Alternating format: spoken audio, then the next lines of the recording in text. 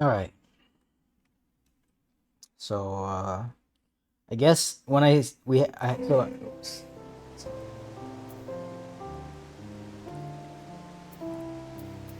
had a incident happen earlier today.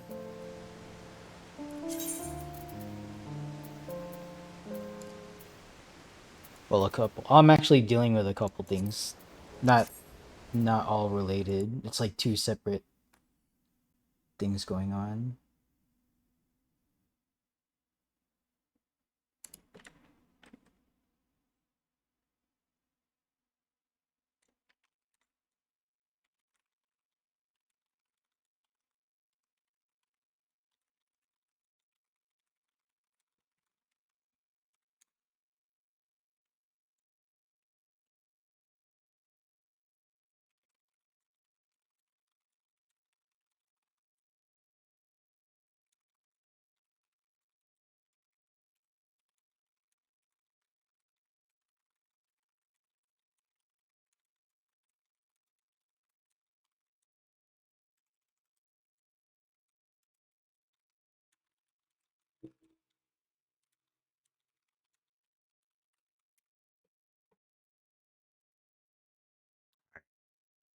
There's a separate thing that I'm kind of working through on Lego Steppers, not related to this, but it looks like we're dealing with some kind of like age verification system thing over there, but that's different.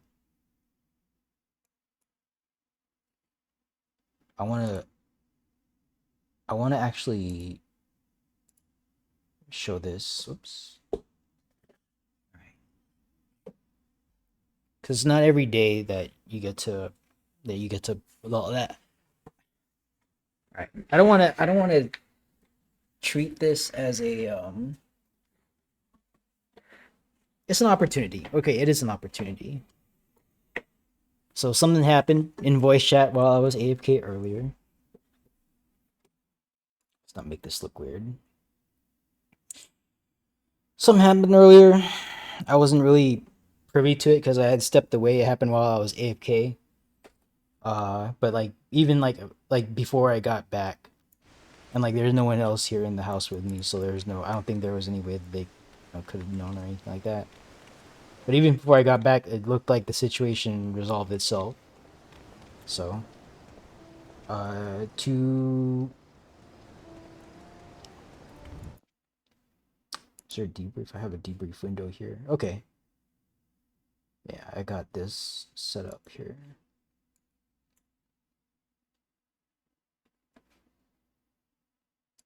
So I do want to watch this just to show like what I'm seeing. I took the liberty to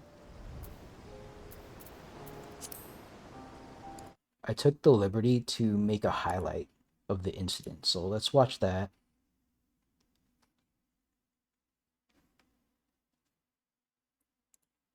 just to have like a anchor, like a common point of reference to for this. So there's this incident 918 that I have here.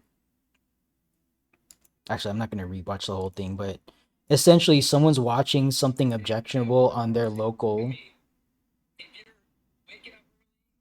machine here. All right, blah blah blah. Like we don't really need to hear that, but just suffice to say, I captured the incident. I watched the whole thing, and like now I'm rendering judgment. So I want to capture in real time, like the how I'm coming to the words that I'm about to put down here as a housekeeper. Just so you guys can see like I'm actually trying to process it. So I'm not gonna be interacting with Twitch chat or anything like that. I'm not even gonna be taking like message or pings. Like I just want to get my thoughts out on this while it's salient. All right. So if I go to Discord, can I have Discord up? Is this no? All right. I need to get a.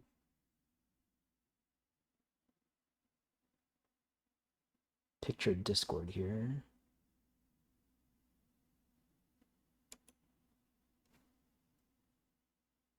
Window capture, Discord.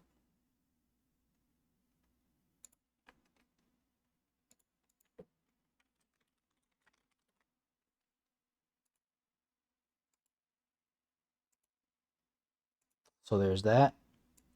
So I'm not gonna like zoom this in so you can see it or anything, but like I've got this open. There's a thread here that I'm developing.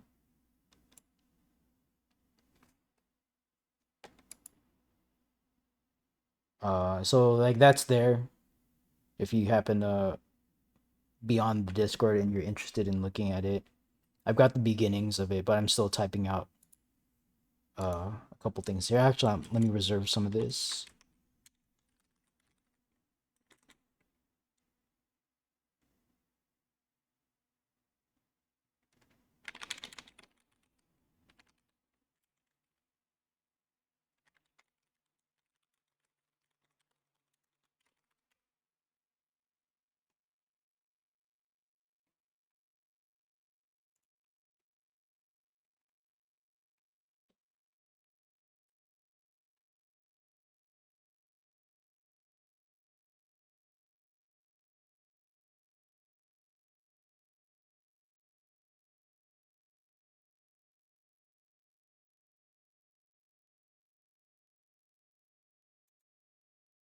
Okay, so there's a specific clause of the code of comment that could apply here.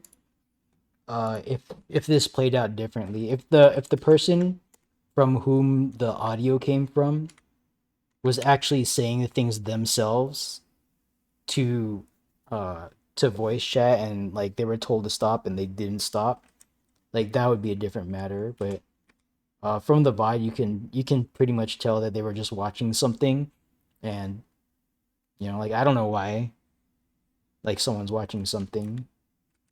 Like I'll admit, like sometimes I listen to like stuff that I don't agree with, but I'm not listening to it, with the intent to like follow it, or it might just be some background, or you know, like I'm not watching it. That's the thing. So it just happened to be like we just happened to capture it. Like even through the first pull, like I was hearing some like background stuff, but I didn't really pay attention. I should have. I if I had told the person to self mute because like I was hearing some chatter. I actually looked over to voice chat, and then like they it like I didn't get any more like noise from them while we were in the poll, so like I just thought they self muted already.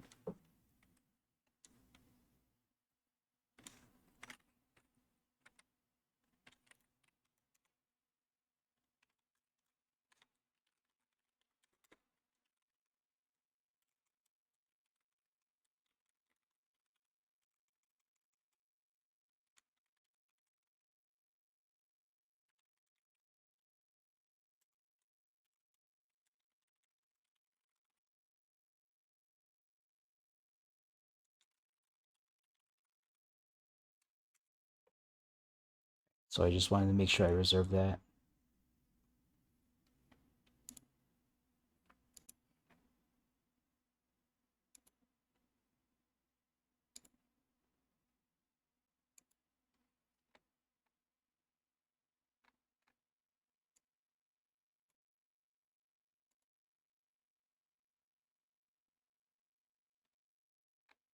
Let me bring up my text window.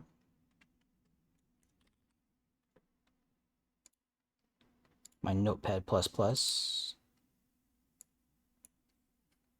And this I might just increase the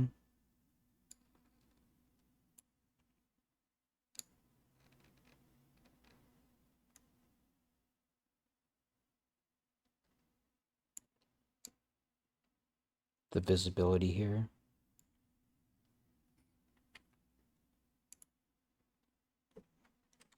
All right.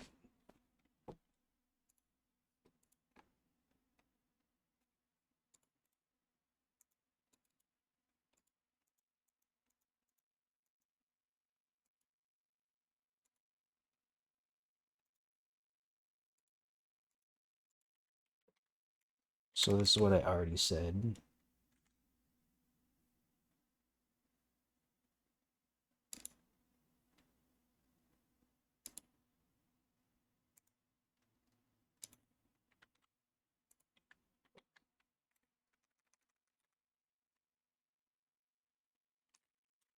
Yeah, the reason I'm doing this like live is just because like I don't often get a chance to deal with stuff. Like everything's great, you know, when things are running smoothly, right? Not everything. Like it's when shit hits the fan, it's when problems arise that you really come to like find out who you are as a person, as a leader, right? As a member of a community. So I want to make sure that I treat this incident. I'm not trying to do like a cheap, you know, all sides thing because like I don't believe in that. Uh, but yeah, this can be like potentially a fraught issue that will, you know, continue to spiral out of control. So I want to try to get ahead of it as best as I can and just spell out what I think like ASAP. So I have at least two things that I want to talk about here. How I decide when something breaks code of conduct,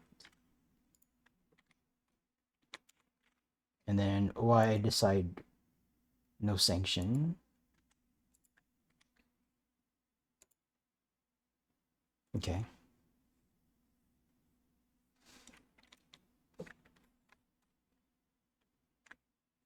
Let's turn on word wrap, get all this.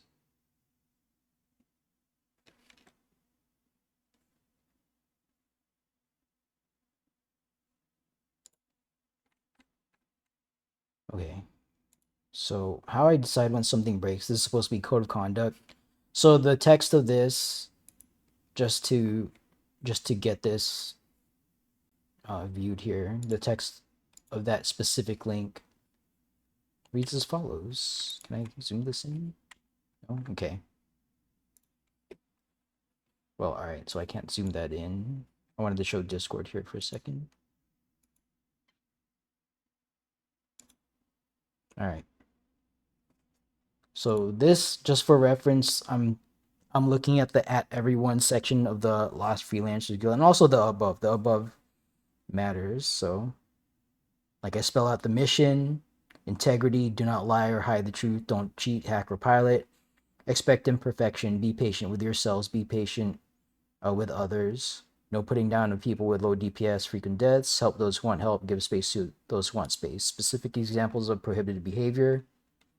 Uh, don't hack, don't pilot, don't expect schedule. All right, there's like other things. This is actually pretty um unfinished, so I want to work on this at some point. I just keep putting it off, but this is not a complete list of what I want to say here. Lost Freelancers Guild, what to expect. This server is meant to collect like-minded casual progression raiders who are always interested in improving their own performance and trying to be good 14 community members. So, you know, no commitment, no emphasis on clearing within a specific time frame, usage of act, and then whatever. Okay. So everyone shall be held to the following standard behavior while using the server. No harassment or discrimination based on real, fictional, in-game, you know, name, race, color, you know, whatever. No harassment based on logs data. Don't sexually harass. Don't make violent threats. Don't joke about it. Don't ping or DM a host and beg for a run. Respect host requirements. Be responsive when in instance. Come prepared. Be open to constructive feedback. Issue constructive feedback. Do not issue non-constructive feedback. If desired, ask for a host. Follow all instructions by housekeeping. Follow channel specific guidance and thread attached to this message. Channel specific guidance is just like general, any topic. Actually, for R&D stuff, voice chat channels are for voice chat, and I don't really have a lot there. There's more that I wanted to put here, but you know, it's pretty lean. It's pretty simple server construction, so I don't really have a lot. Like we're just here to do Fork Tower, so the Discord infrastructure is pretty minimal in that respect. Because like we're not here for Discord stuff, we're here for Fork Tower. Okay, so that's that. All right, so let's go back to Notepad here. Okay, so how I decide when something breaks that section that I just read.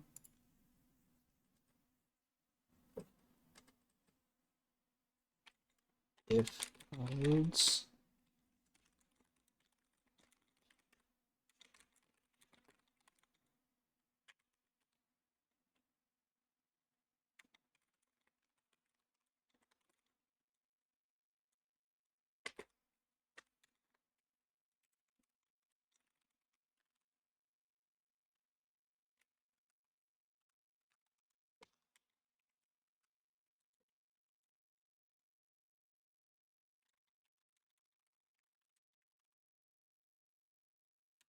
consider that.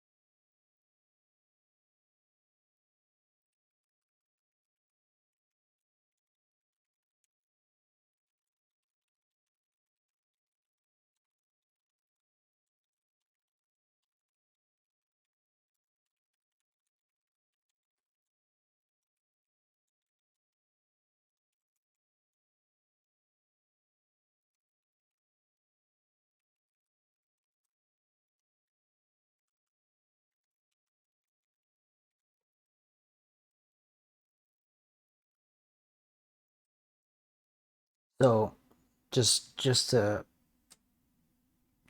how I decide when something breaks. If the or it's actually I should this should be how I decide when someone, not something, not a message, but the person, because the message itself is just words, but the thing that code of conduct applies to is the person communicating the words, right? It's not the words and stuff exist by themselves. It's the person uttering them who I want to reach. So how I decide when someone breaks code of conduct. So if the words that are heard in voice or typed out in chat come directly from a member, then I consider that fair game for that message fair game for moderation.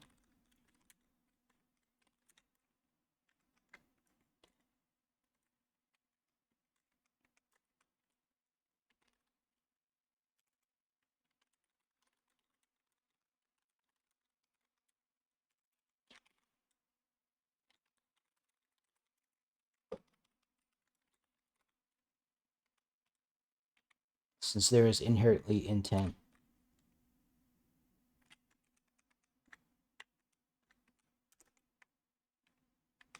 So it's not just like, oh, like someone, like a dishwasher's playing in the background, we can all hear it, right? Like there's no intent there. Like someone just forgot to self mute. Someone who lives in a conservative household and is watching Fox News or whatever.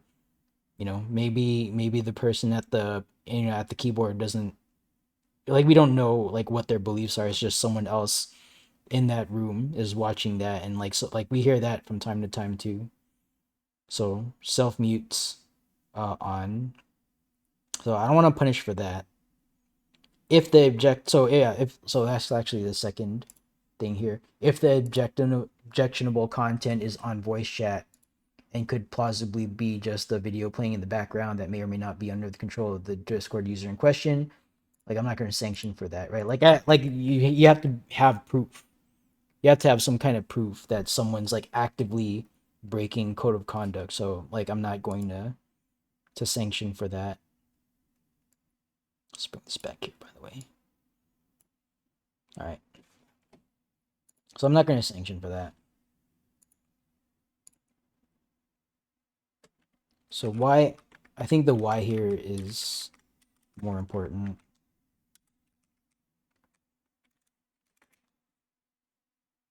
Because like I already lost like some Discord members just over that. So um I think this is the more important message that I need to craft. I want to craft it carefully, not to like not piss people off, but I want to make sure that I am saying what I want to say.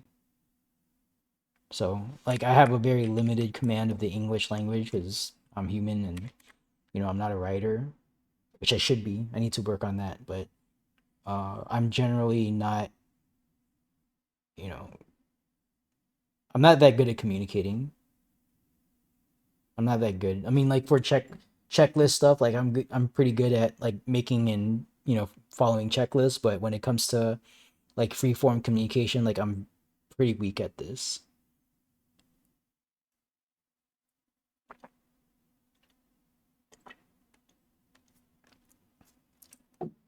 All right, so let's do this. After reviewing the VOD, today's incident seems to me to be the latter. Okay.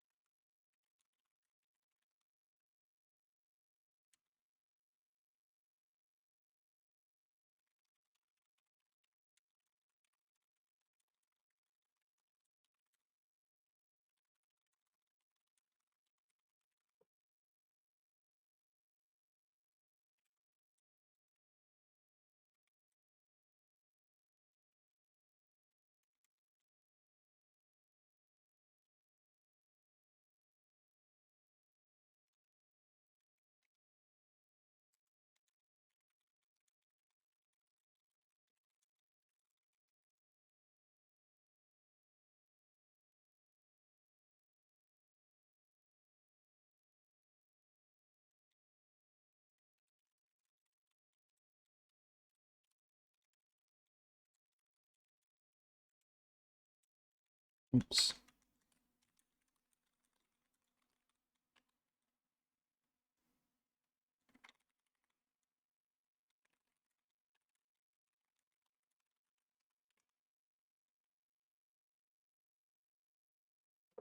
Letting the audio play through.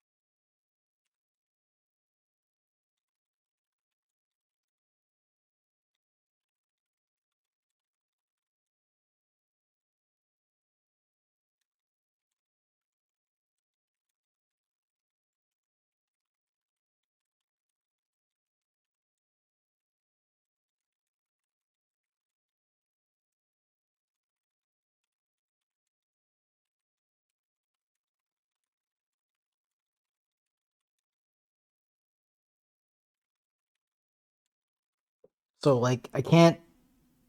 It's not really like a chain of evidence per se, but there's got to be like someone exercised, someone had the intent, and then exercised it through this thing like that. What I saw in the VOD, like that doesn't. At least to me, it didn't seem like it.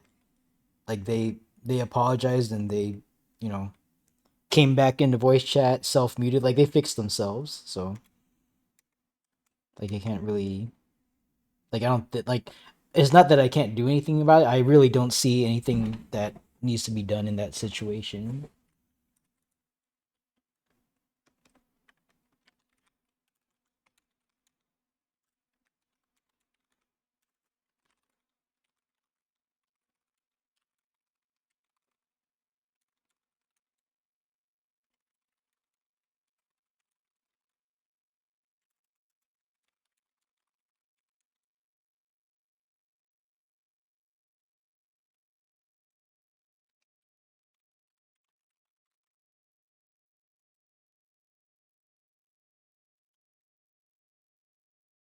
So I did listen to it, and it's like some, you know, it sounded like men's rights kind of, like chauvinistic stuff. And then like I'm not really down with I'm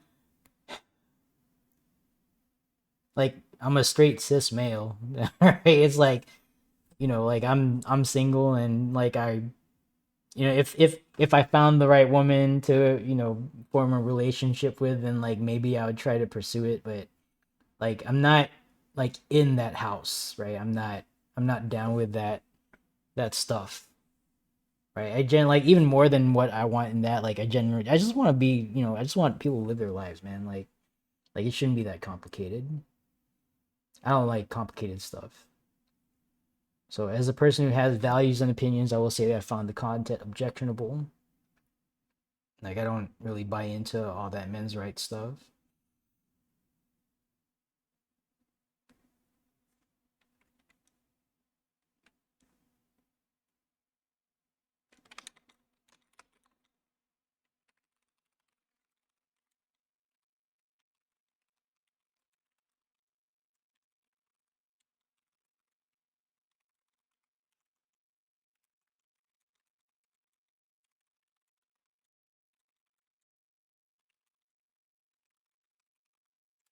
I couldn't even really hear what they were saying. All I managed to catch was like father something about being a dad, and I'm just like, all right, whatever.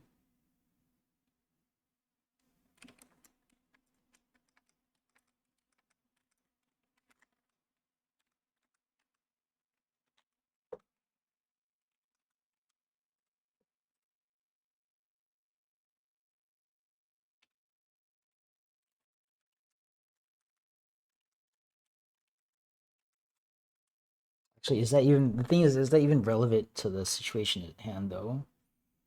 What do I really want to say here? The thing that I want to draw from this is not what I want to say. I mean, I find it objectionable, but this is not, as a housekeeper, what I want to communicate.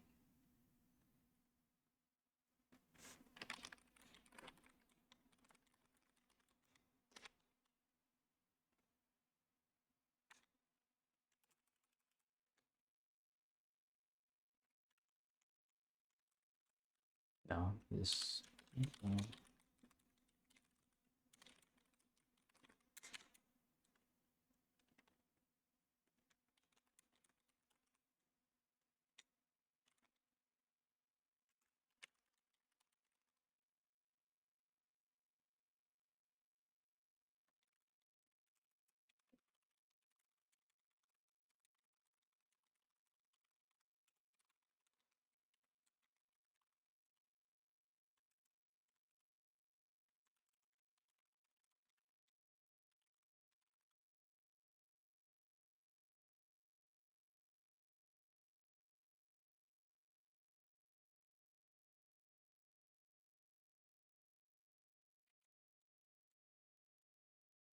I don't want to go like super abstract here.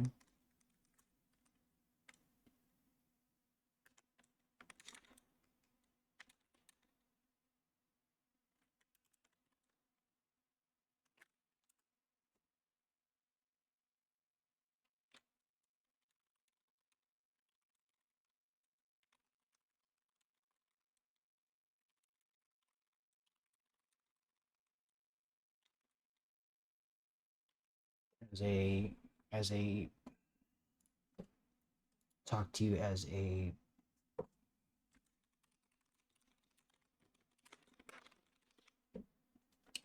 I want to take my housekeeper hat off for a second and talk to you as a brother in our common humanity. I think that's a good way. That's like the right altitude and approach vector that I want to take here. I don't know how else to communicate this. All right, so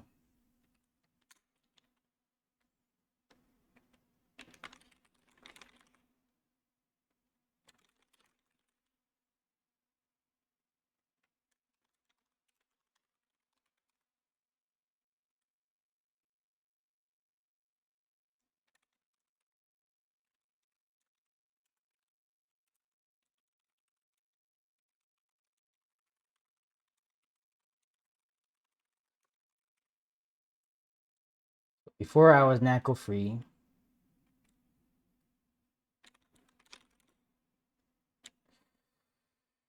I'm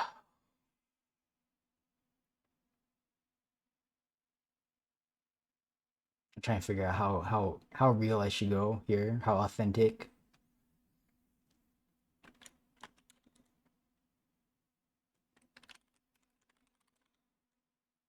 I was.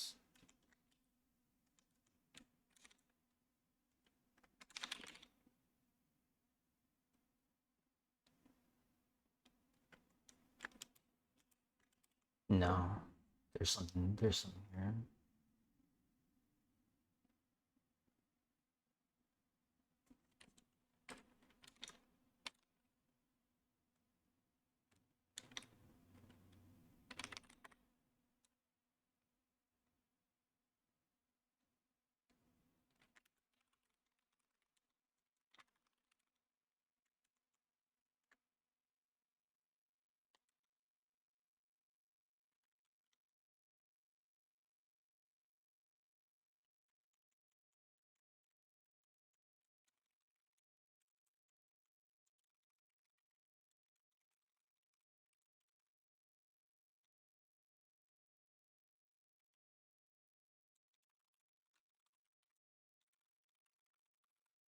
Conventional organization.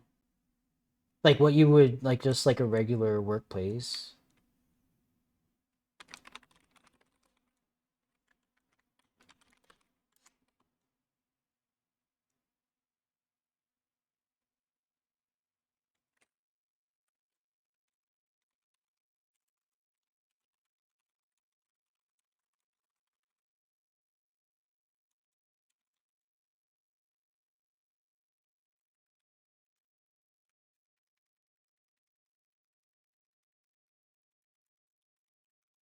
Here, years before.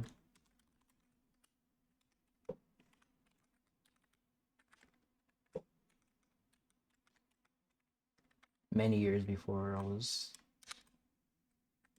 Because this is ultimately what I'm gonna draw from, because this is my lived experience.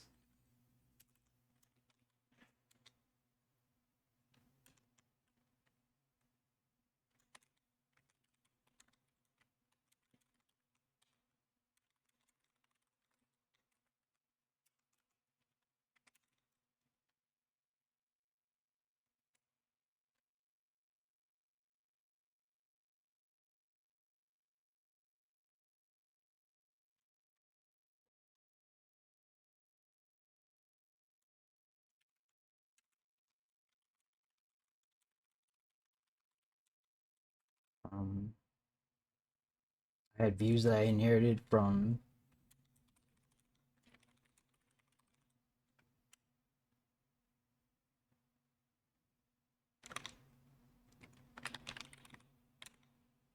and media consumption ecosystem, I guess.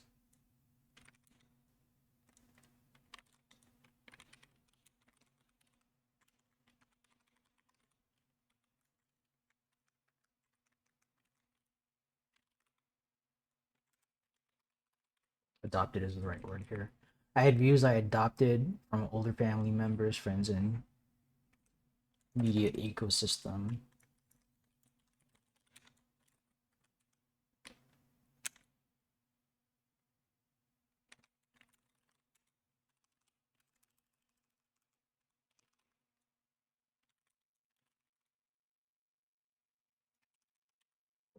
2000s. So like back in the day, yeah, back in the day, like American,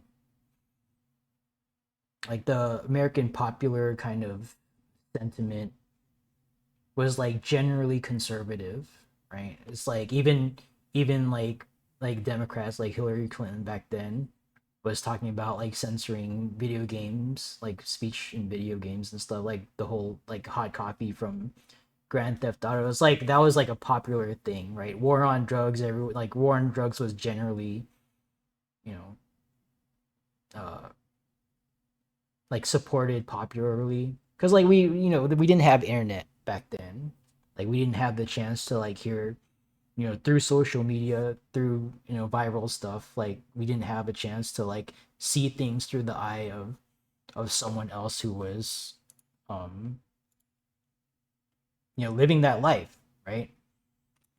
If I had listened to rap better, then maybe I would have had a little bit more, you know insight into what black folks go through, right? Because like back in the day, like they're talking about things that they're lived through. Like Nas is talking about just what he's seeing out of his window. That's what he's writing about. But as a kid, 14-year-old kid in Los Angeles, like I have no idea. That's what he's talking about. I just heard cool music back then, so I didn't really know better. But anyway, I had views I adopted from older family members, friends, American media ecosystem nice. So all this is to say that I had generally conservative views going into going into my early adulthood.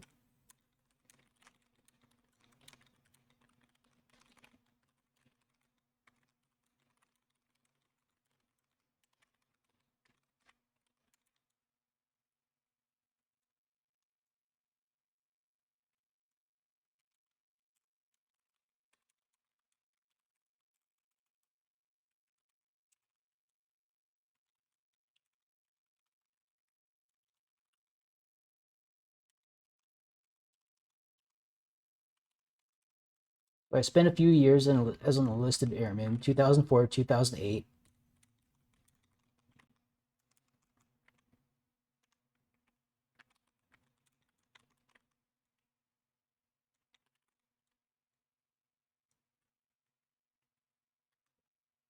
I wasn't really I wouldn't consider myself politically formed until I want to say like the beginning of my like when I commissioned as an officer, 2008. Like starting when I got out of OTS, 2009 actually. Cuz yeah, I remember I got selected for OTS in 2008. I went to Maxwell and was sitting in the hotel the night before going into OTS, and like Barack Obama had won the presidency, like his first term that night. Like I was watching, and it's really weird. It like I feel like I lived a very weird life as far as like my military stuff, because it kind of like tracks with like presidential terms. Like my enlisted time, I was in the middle. We were in the middle of like the Iraq War, the height of the Iraq War. We were in there, fighting the war on terror, and like I've never deployed, so when I say we went in there, it's like I'm just my number never came up, so I'll be upfront. I'd never deployed, so I was never sent into harm's way. My number, like my bucket, my AEF bucket, for those of you know what that is.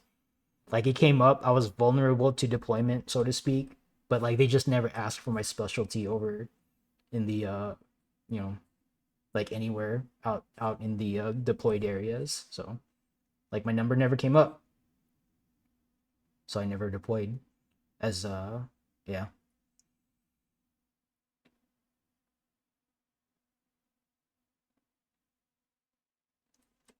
Spent a few years as an enlisted airman.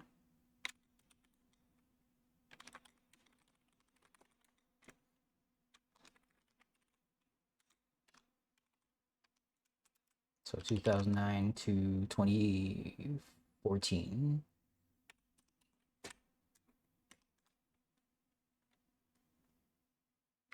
So there's two things that I wanted to talk about here.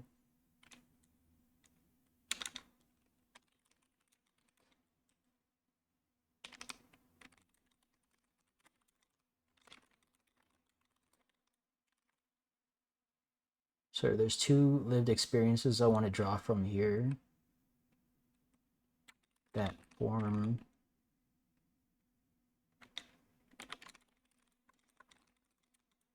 how I match.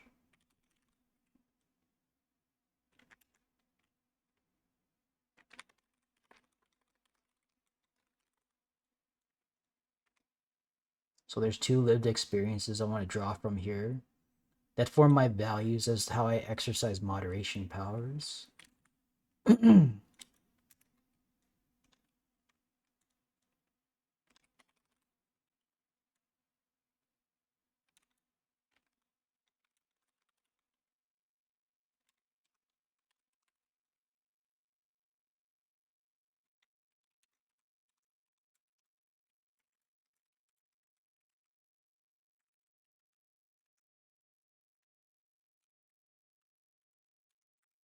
So yeah, E3 to E5. So Airman First Class to Staff Sergeant.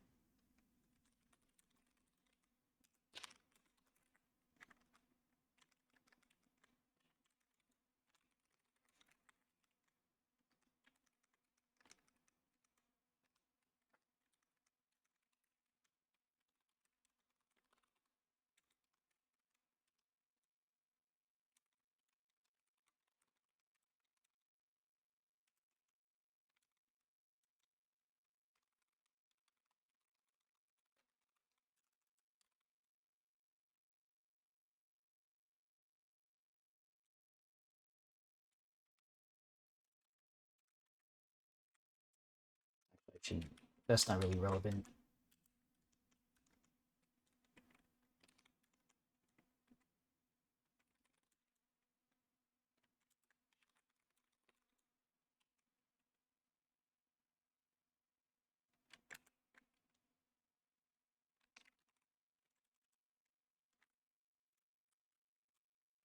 As an enlisted airman, I spent that time.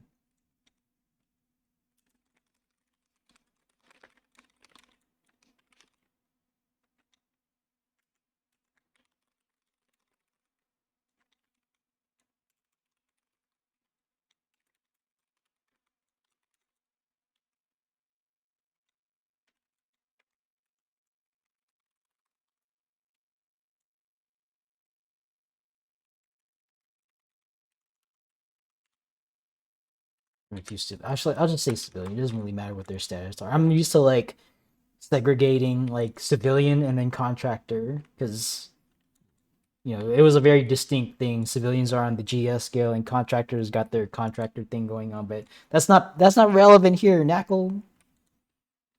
That's not important. So, but to the general public or civilians, doesn't matter what their contract status is.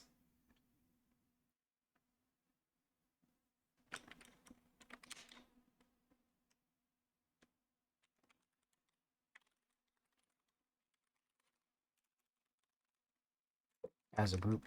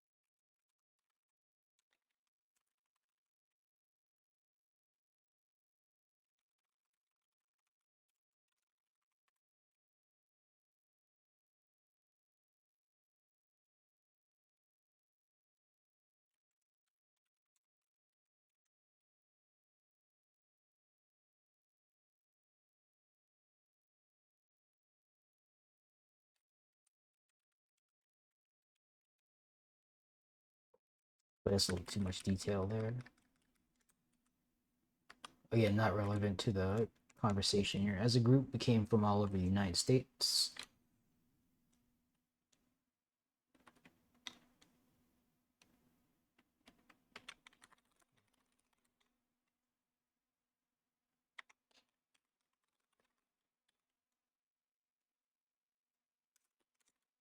Rich. Rich.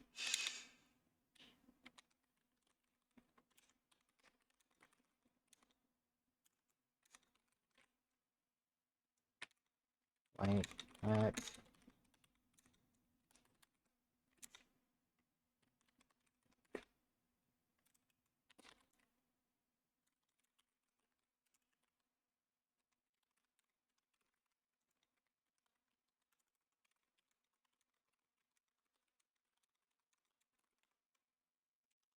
Straight and closet gay.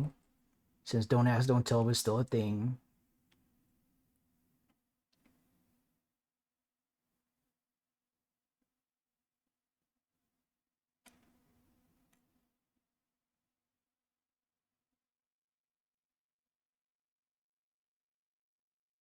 Rich, middle class, poor, white, black, Asian, Latino, straight.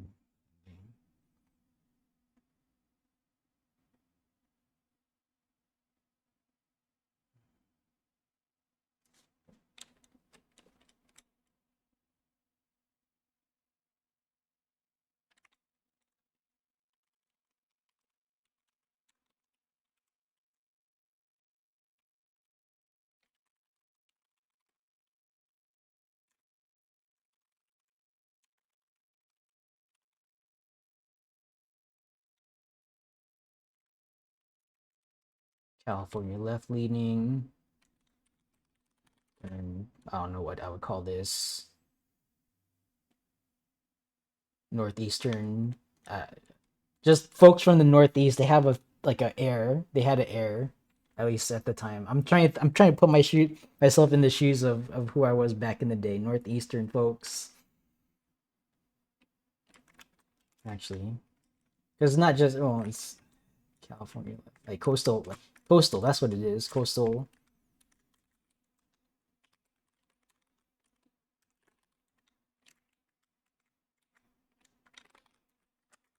And then deep south, Midwest.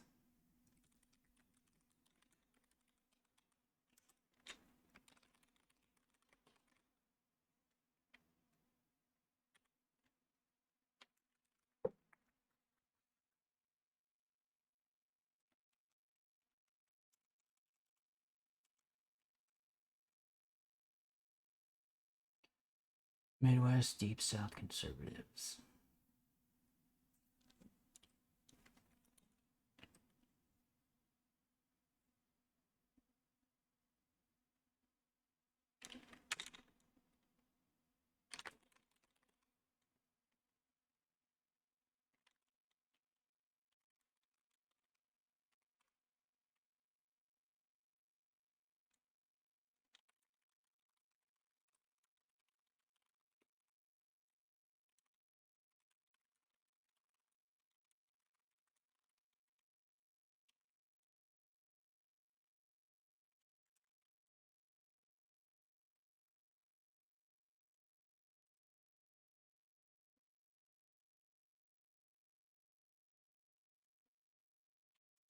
What do I want to see here? This is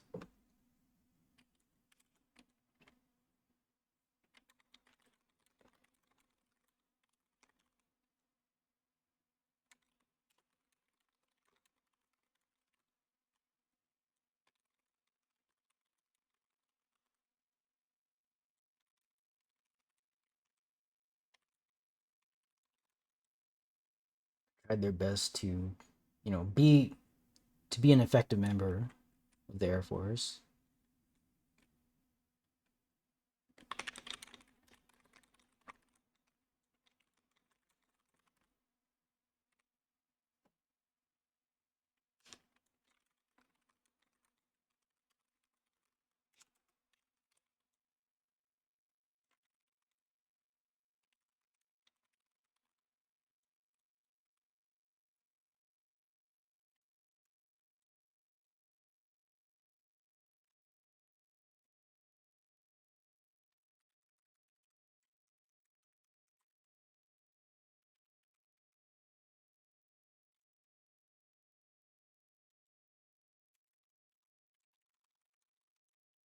Same time.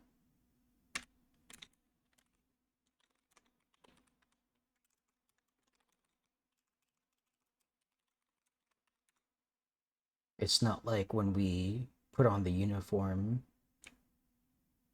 or take the uniform off, like we're not that way all the time, right?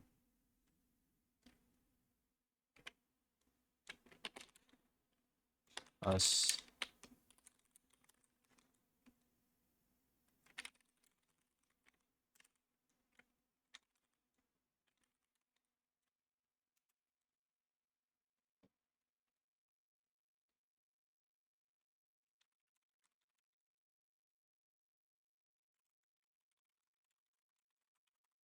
Right? This isn't, what is it? This isn't like Severance, right? I've never watched it, but like I know the general premise of the show.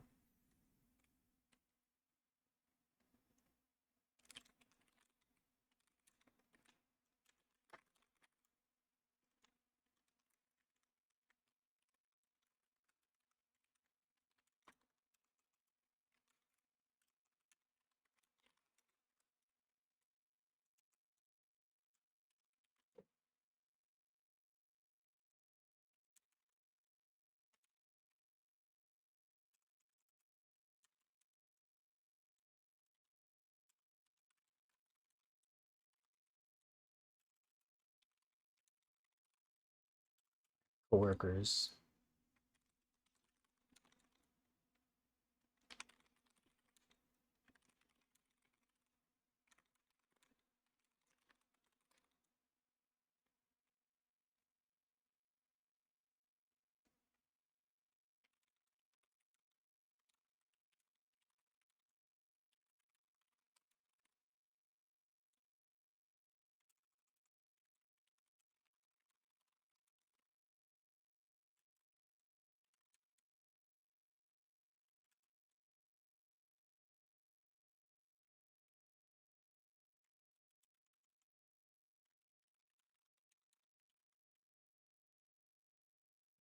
Was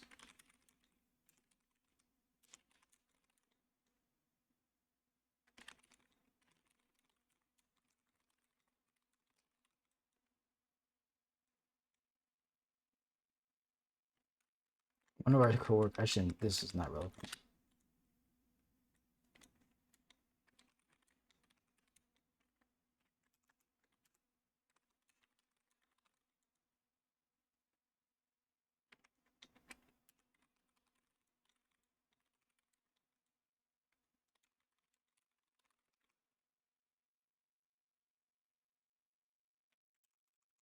Just say friend here.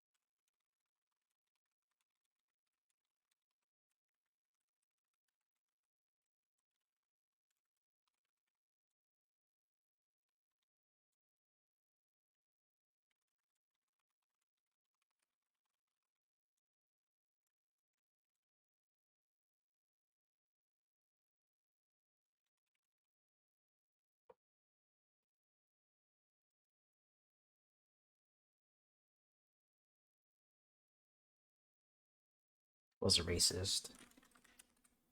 I don't want to say was a racist. They would have racist conversations.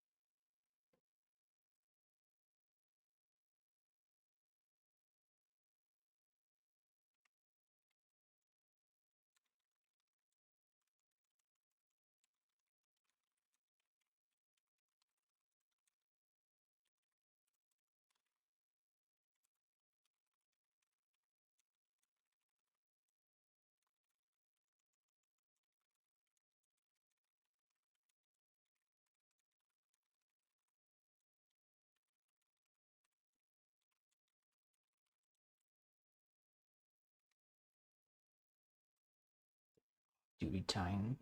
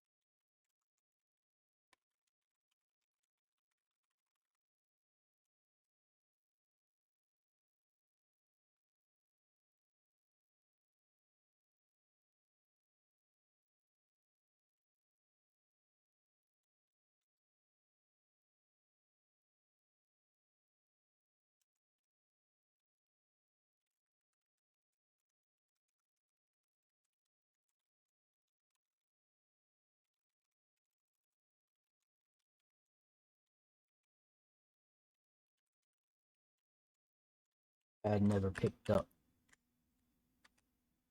I had never.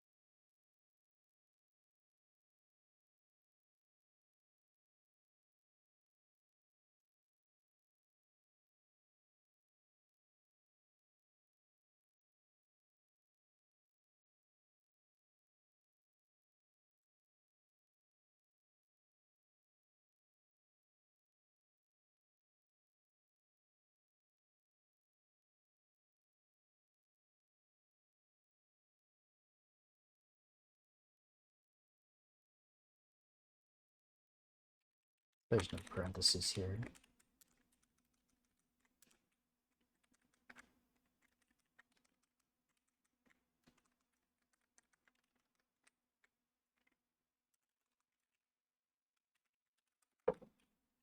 I learned near the end of my first tour of duty that one of my white coworkers would have racist competition. My coworker, another coworker,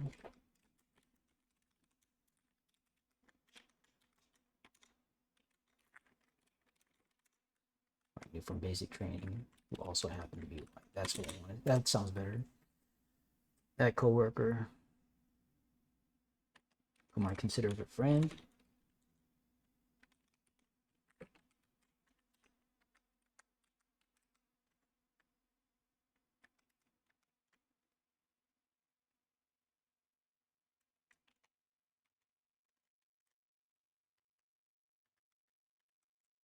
considered that coworker friend. That's what I should say.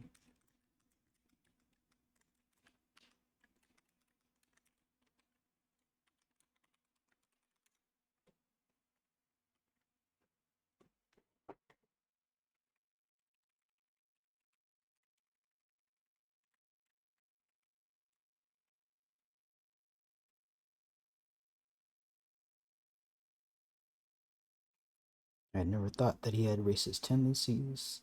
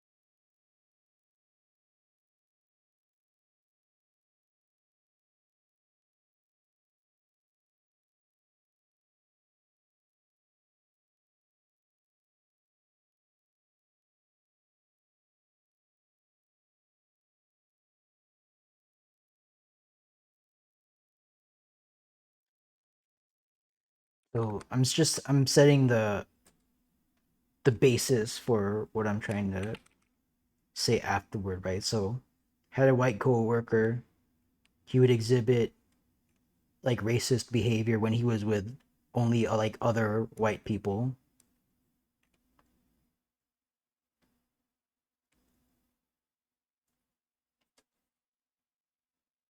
But like whenever I dealt with him, both on and off duty, like he seemed just like a normal dude.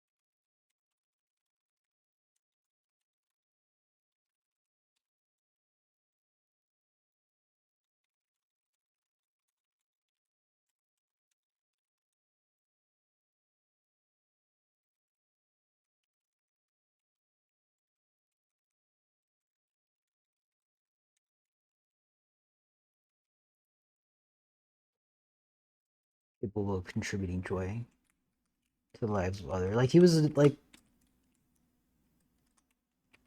it was shocking but believable to hear that, this guy was being racist, like in safe company. I don't know what other word there is to say there. Just when he thought he was safe to do so, he'd act that way.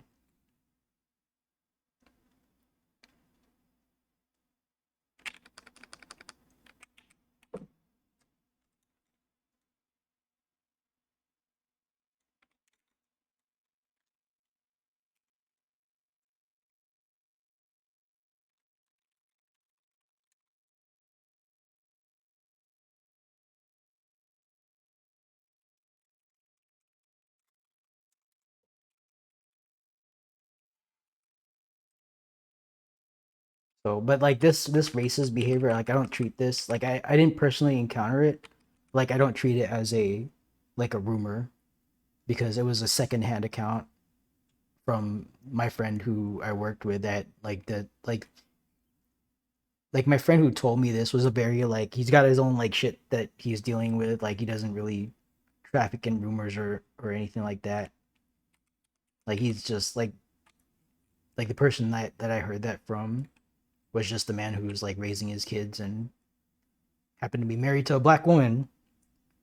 So like the reason I heard this because he like my friend told me, he's like, dude, this guy's telling me this, and I'm telling him like, do you realize that I'm married to a black woman? And yeah, he just thought it was weird. So this like I didn't even ask about this behavior. This came out one day because we were just talking about it. Like it just came out in conversation. I think it was one of those times like I was working with the person I heard this from, like on like night shift or something. So it's just like really quiet, and we're just there to like fix things if things go wrong. But usually, if you do your maintenance job, nothing breaks too often. So yeah. So there was a lot of times where we are just sitting around, just ready to respond to stuff.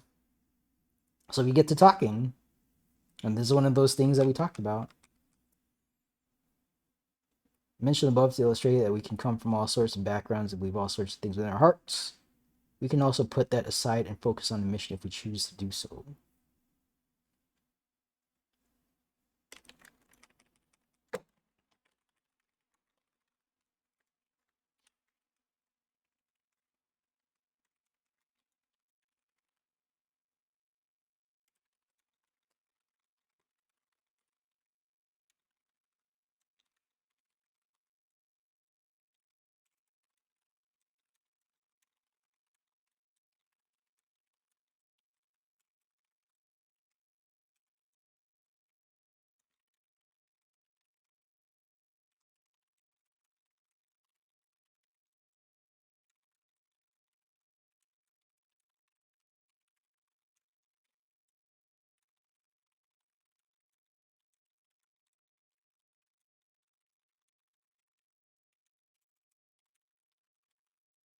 One reason I do not want to punish folks strictly for perceptions of holding objectionable values or beliefs is that we are all capable of putting that aside and adopting, at least while on duty or in the case of Lost Freelancers Guild, participating in raiders. Otherwise, using servers resources like voice chat.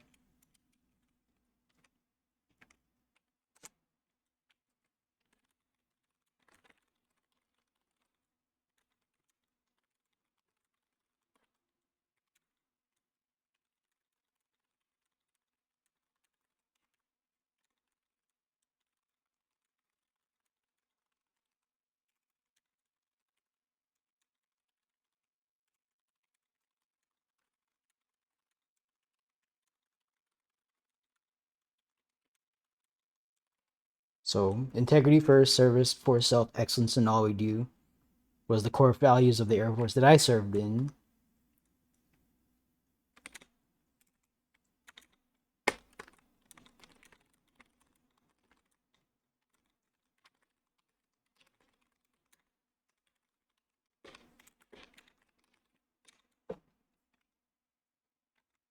So, the core values on Lost Freelancers Guild and also on Lego Steppers was integrity, patience, and respect, right?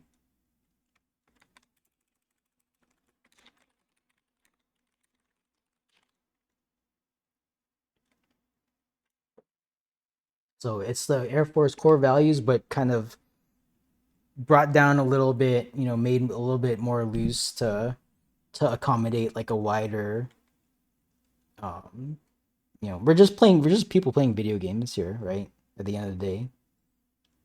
So at least like while on this server, I want folks to adopt these values, right?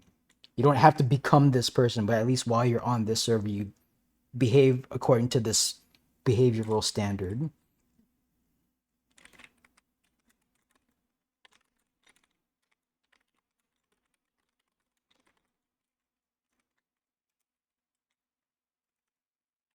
So here in video game Discord land,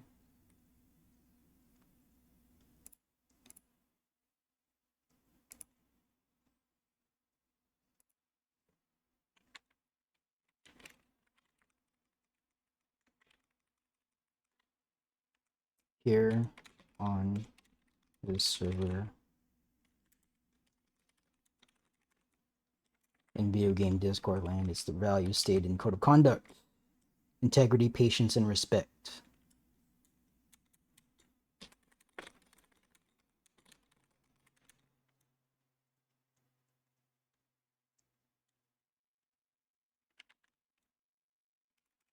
To provide the lowest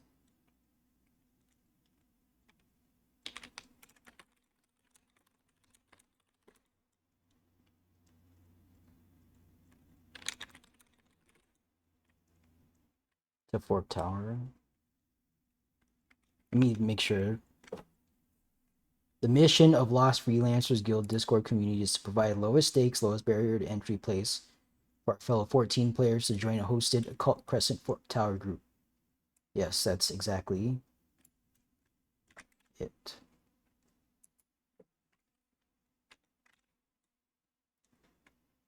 Lowest stakes, lowest barrier to entry. I just want to make sure I captured that.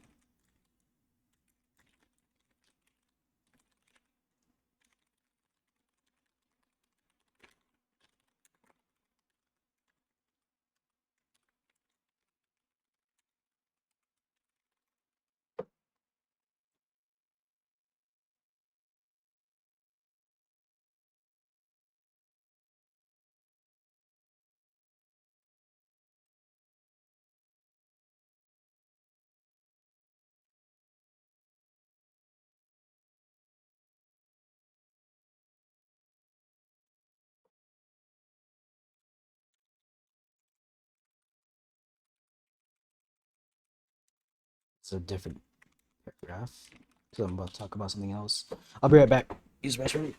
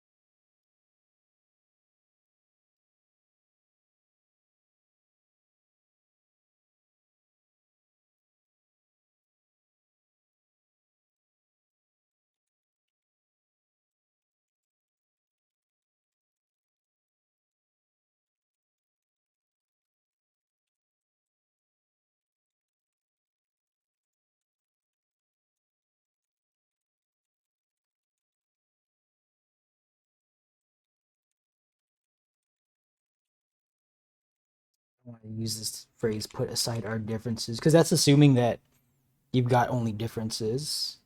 Or you've got, well, we got differences, but I don't think that specifically needs to be pointed out. The thing that I want to say here is like we can put that stuff aside for this specific activity. Like, I've seen it. People are capable of doing it. That doesn't require, a whole lot of training. Right? Just do it. Just do it. Put aside your, you know, your stuff. It's like if I had to, like, I've mentioned a couple times that like I lost a cousin to like a household gun mishandling incident back when I was 16. Lost my cousin because he's fucking around at home with a gun, playing around with a loaded gun, and he shot himself and he died. Uh, I had to put that aside. Like I had like a, and I still did to this day. I'm just like, dude, I don't want to do anything with. Like I don't own a gun. I don't own a gun. I don't want to own a gun. But like I had to put that aside to learn how to disassemble, put together an M16, and then fire it. Make sure that like when it jams to do to to operate that piece of machinery, so that when I need to do it, like I know what I need to do, right?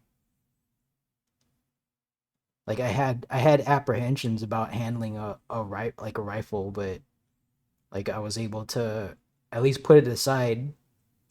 Like I'm not saying everyone can do, well, I think everyone can do this, but some folks they need help to do it if they had to. I think that's a fair thing to say. But yeah, I was able to put that aside and do my job, like train to do my job rather. So it's like I got marksman on both M16 and M9, like in my career. So like I feel like I respect firearms, uh, but like it's okay to like respect it and know how to use it and like just not like it. I think that's where I'm at. Like I never want to like own a gun, but like I definitely know how to use it and how to maintain it, and I'm pretty good shot. I will say that I'm pretty good shot. I got a ribbon for that, so it's not. I'm not just saying that,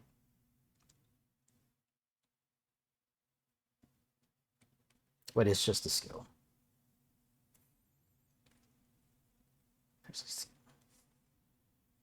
Or at least I was a pretty good shot. I don't know if I am anymore. Like I can feel my vision starting to go.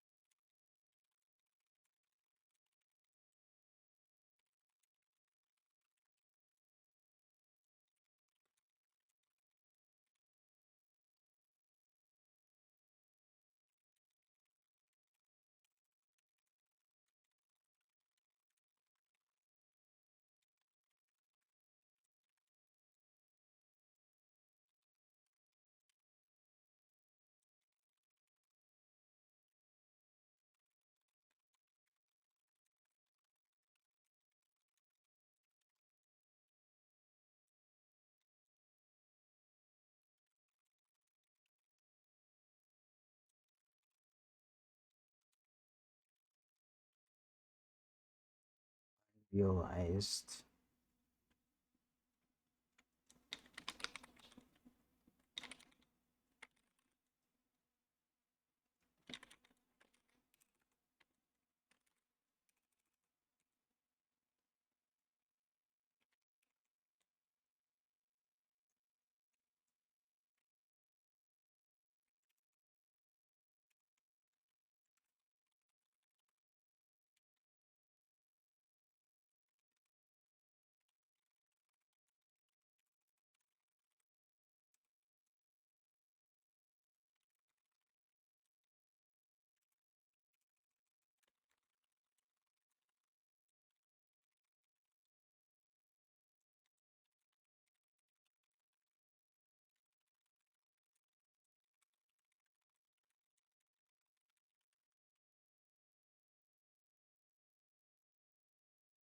Shouting heads.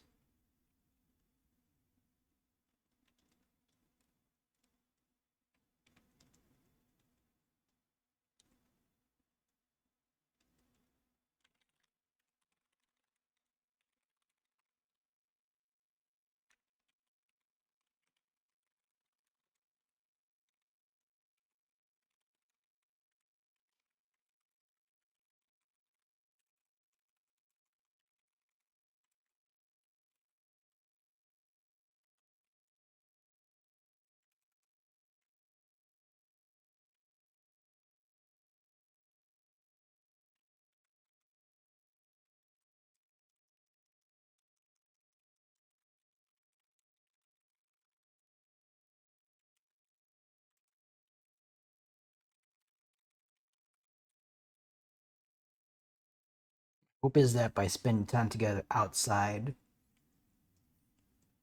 I'm being redundant here.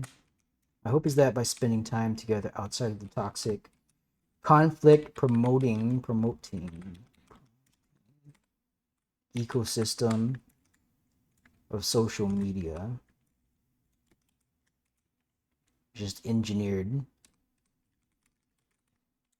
to generate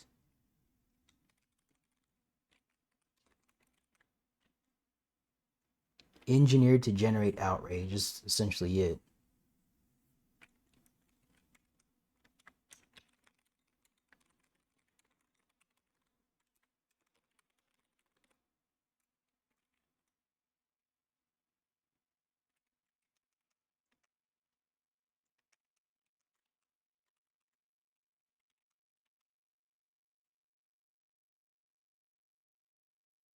You can form bonds across potential gulfs in personal values and learn and build the skill set to communicate with each other as human beings and not as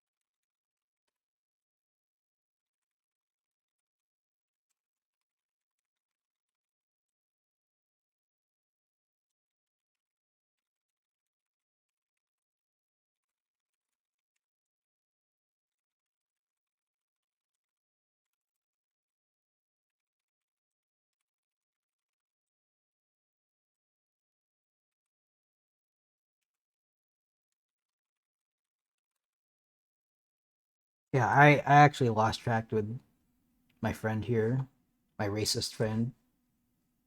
Like he left service while I was still enlisted.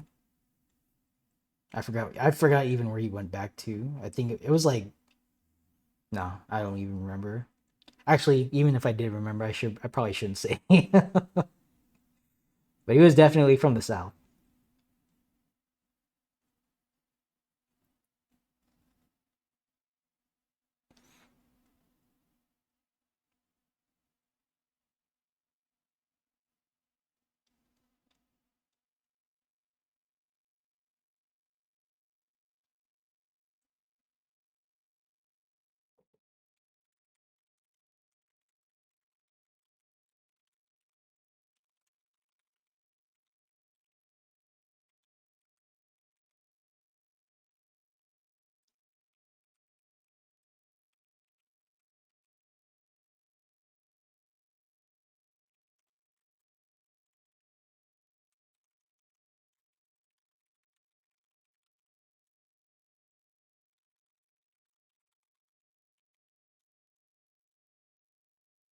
Hope that the time I spent serving together with him helped dispel some of that racism.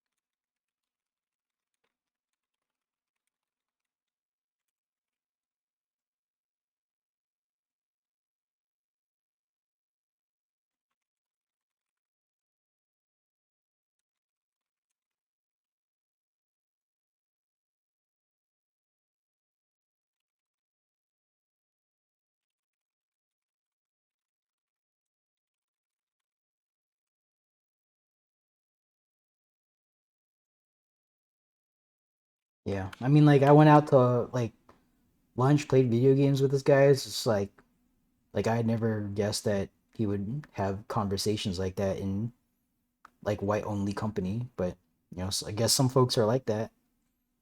Instead of like rejecting him outright as a as a fellow airman, as a coworker, it's like I know he has the capacity for good, and he showed professionalism and camaraderie with me and with like his other like black teammates. It's like he had black friends. Like they would shoot the shit together when they're on shift together, and not being like obnoxiously racist all the time. So like he's got the capacity for compassion and being a like a brother in arms.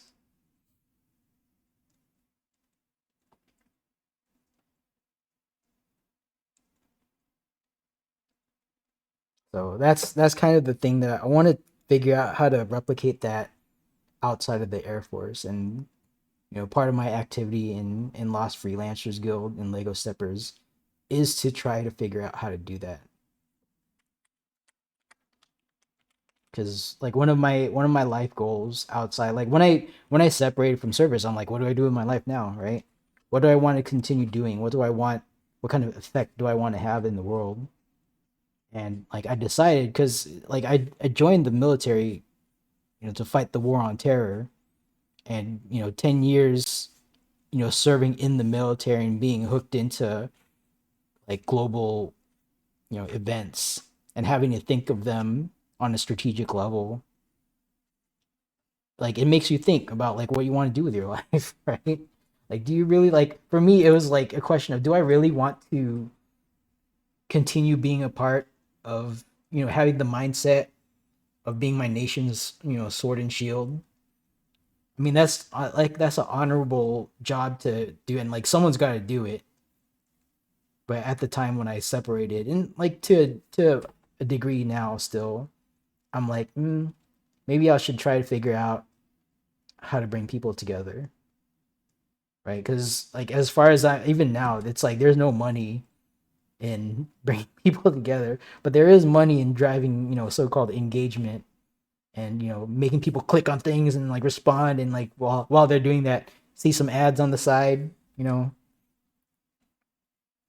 Um, but yeah, it's like there's not a whole lot of efforts out there to like actively drive engage like folks to do things together, right? That's why I feel so strongly about Lost Freelancers Guild and Lego Steppers, and like the way I moderate. I'm not saying that there's no other place like it. I'm just saying right now, like I haven't found it yet. So it's like other discords are focused on keeping people in. Like I'm not that. Like I honestly, well, okay, I do care about member count, right? I'm a human being. I look at numbers, like number go up, and endorphin, right? So like some people will look at their like level in a game and be like, "Oh, I got experience today. I'm level, 32, level 60, level 99, level 100." I'm looking at like Discord server member count. Like that's like it's stupid. It's honestly stupid, but it does, maybe it's engineered to do that. I don't know. But seeing that number go up does have a endorphin hit in my head. So, I can't deny that. But yeah, no, I'm not trying to go for. I'm consciously, as like in a disciplined way, not trying to chase member count, because that's not having a big server doesn't really, like, I'm not really interested in that. I'm interested in establishing a space where we can learn to talk to each other, and talk out planning, talk out challenges, like talk ourselves through how to deal with the challenge in front of us. Like that's generally what I want to happen each time we go into Fork Tower. Like I don't have a fixed roster. You know, I don't like I have like a general outline of how we're going to go forward, but it's not like from raid to raid to raid. You know, we got to talk out our plan because our teammates are going to be different each time. Uh, you know, there's something that might happen while we're in the instance where we have to adapt on the fly. Like that's the thing that draws me to leading DRS and Fork Tower to a lesser extent, but DRS for sure. It's like when shit hits the fan, you know, you're in a constrained resource environment. How do you, you know, keep this boat afloat and get your team to the other side to the clear, or at least as much prog as possible? And then before that, how do you keep folks motivated to stay in, even though you're just like I'm constantly losing every time I go into Fork Tower, getting wiped all the time, right? How do I keep that together, keep folks showing up day to day to day? It's now like halfway through September, and other discords, other hosts are like have long since accomplished their 100 clears, and I have yet to get past boss 2, right? If I really cared about my prog, if I really cared, I would also like start, you know, doing RSVPs, looking for specific static, and you know, trying to get the clear. But that's not my goal, right? That's not my goal with Lost Freelancers Guild. I do want to get people their clear eventually, but it's like ancillary, and it was like this for Lego Steppers too. In Lego Steppers, in the code of conduct, right in the code of conduct, as a matter of fact, it said the clear is the icing on the cake after the prog journey. And here in Lost Freelancers Guild, I also hold to that. I don't outright say it. Actually, do I? Maybe I do. No, I don't think I do. I don't say it outright. But yeah, it's generally the same. I should probably put that in the code of conduct somewhere. But yeah, generally the same thing. The clear is what you get, is the icing on the cake after the prog journey, right? I'm here to facilitate prog. I'm not here to get you to the clear. The clear will just happen as a consequence of building a stable foundation of bricks, right? Bring people into the any prog pipeline and have them keep showing up, keep giving their time, you know, to help others, you know, get into the instance, get their first pull on Demon Tablet, all that stuff.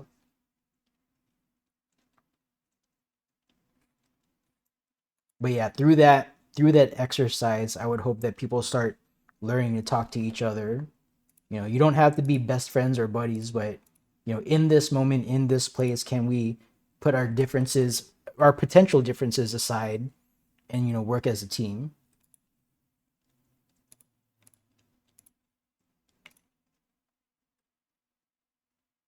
It's the value stated in code of conduct.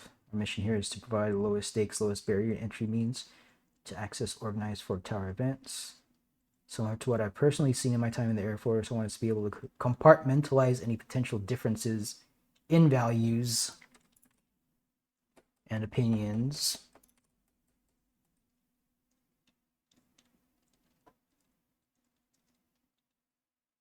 And for a few hours while we're in game together, just play the game and meet the challenges in game head on.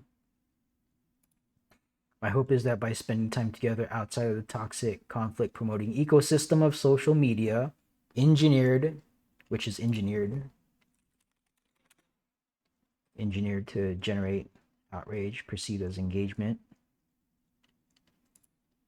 we can form bonds across potential gulfs in personal values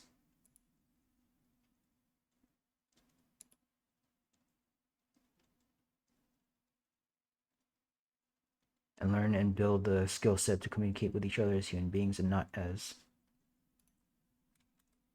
this is redundant. I can't see myself being friends with a racist, with quote a racist, but I was friends with a human being and fellow airman who happened to have the whole racist values.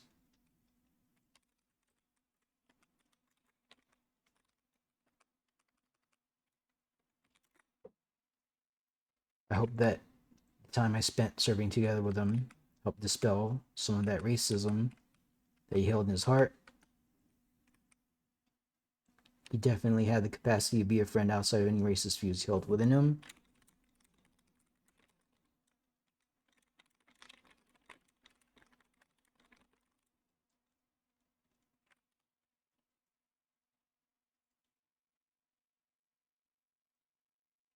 Yeah, so, you know, I don't know where this guy is now. I hope he's doing well.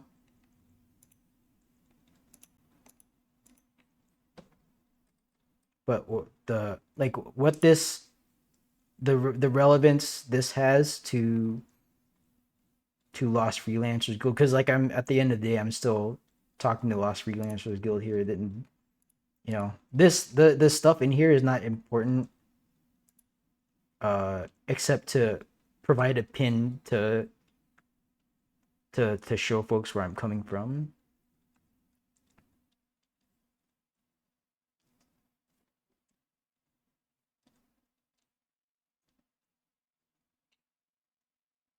So it's two things, I think. One, I want us as individuals on this server to be able to compartmentalize whatever personal values that we have, and then adopt the server values only while we're here on this server. Right outside of the server, people can, you know, trade racist memes, or, you know, do in jokes and stuff like that. Like, you know, I'm not gonna police that. I'm not gonna try to police that. Right? That's way outside of, that's not my business. That's not my business. But here on this server, while we're here doing this thing, you know, using general chat even outside of raid, right? I want us to adopt the code of conduct values, or the values as written out in the code of conduct. I know we can do it because I've seen it done before. So it's just a matter of what people want more, right? Do you want to play internet, you know, internet gang street fight games, or do you want to, you know, prog and clear Fort Tower? And that's, you know, that's speaking to everyone out there, not of a particular like belief, you know, paradigm or whatever. Like I hold relatively like center progressive values, I think. And, you know, MAGA stuff really does bother me, right? Like I don't subscribe to that ethos at all. I i very vehemently disagree with that style of politics, with the underlying values that are displayed by folks in that camp. But if they're willing, you know, if folks who believe that stuff show up to Lost Free, like they have already, I can think of a few. But it's like they're able to be, you know, teammates, and, you know, do their thing that they need to do in that moment. So, you know, it's like if they show up and they hang out with me and play video games with me, like, I don't know, maybe they'll come to, like, if they have like beliefs about brown people or something, then, and they see me right next to them, I don't know. I hope that will dispel, you know, whatever prejudice they have against me, or people who look like me, right? Like, I actually want more like folks with different accents to host, because like folks who are like audibly black, or audibly Southeast Asian, or, you know, audibly like Indian, audibly like Hispanic. It's like I want folks to show up and lead raids like with those voices, because that does matter. That does matter.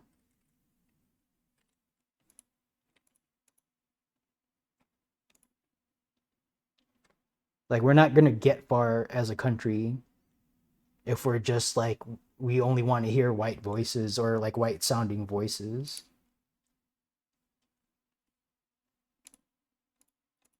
or American voices, you know, whatever, or voices of like a specific uh you know, value position. So, and it's aspirational, I think it's certainly from today, like looking, over like the things that have been happening over the past week or whatever. It's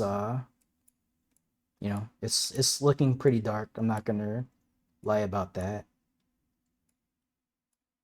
But you gotta have hope. You gotta have hope that things will, you know, become better. Like this too shall pass and all that.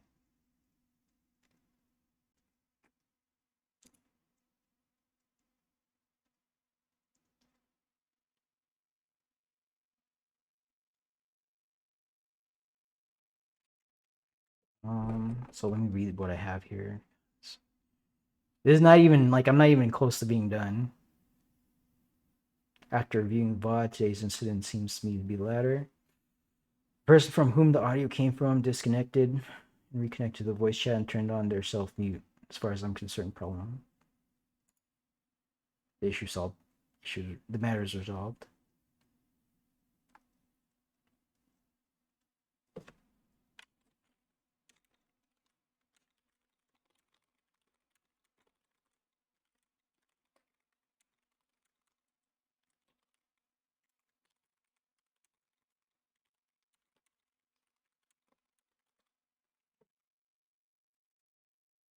Cannot determine just from the bot if there was any intent behind letting the audio play through voice chat, as I try to only use my moderation.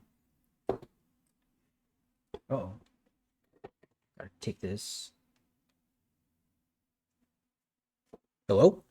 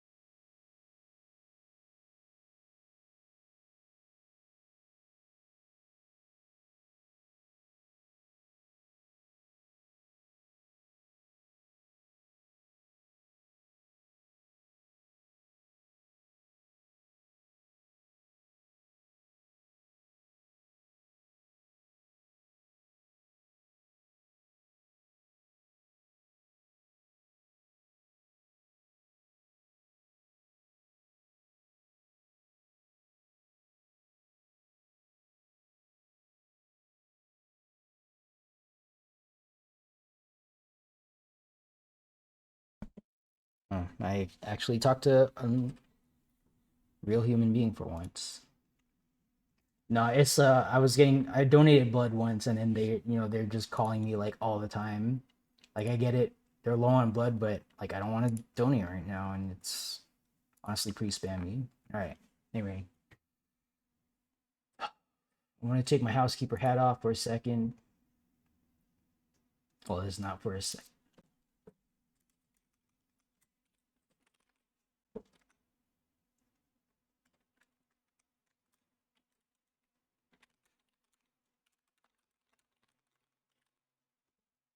Talk to you as a brother in our common humanity. So I'm not above you. I'm not, you know, I'm not as a person above, but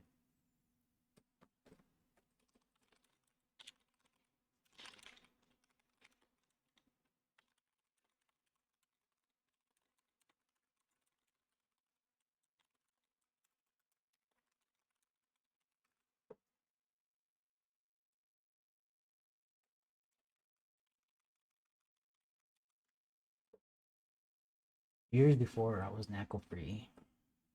Spent a few years as a member of the United States Air Force. I had views I had adopted from older family members.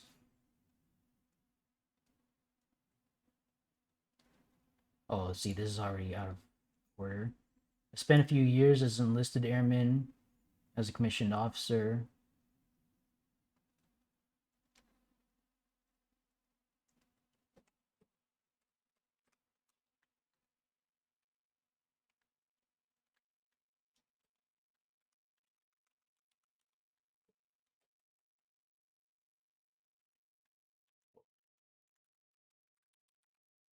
I want to rewrite this. See, let it not be said that like I'm making a knee-jerk reaction, because I feel like I'm putting a lot of thought into this.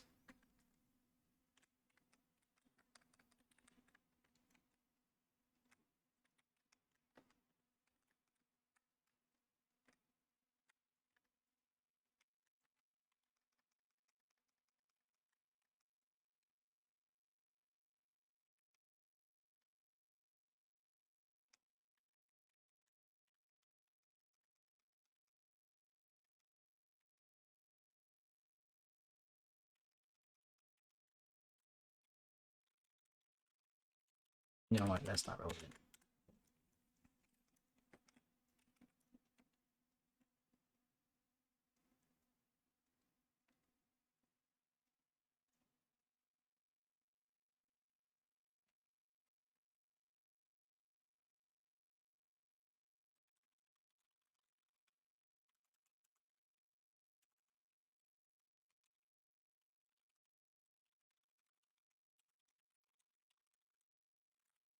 I was a human being that had views.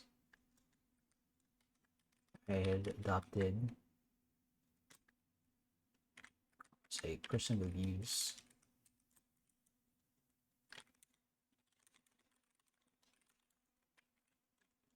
With views.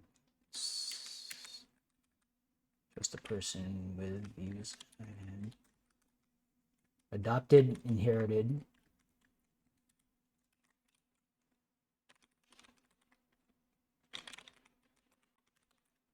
Inherited and absorbed from older family members, friends, and the American media ecosystem of the 1990s and early 2000s.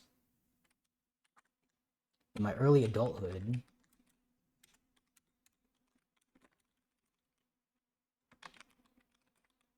spent a few years as a member of the United States Air Force.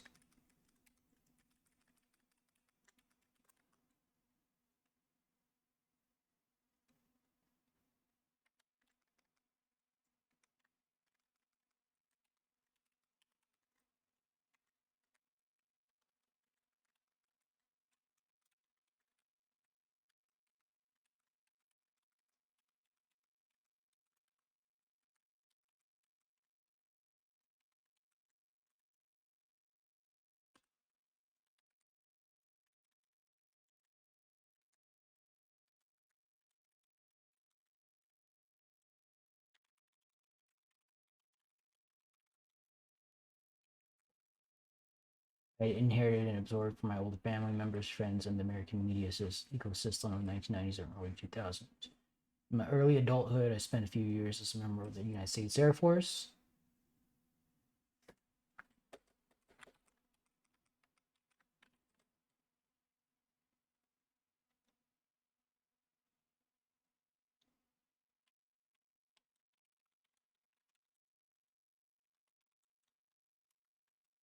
Joined the United States Air Force. Direct response to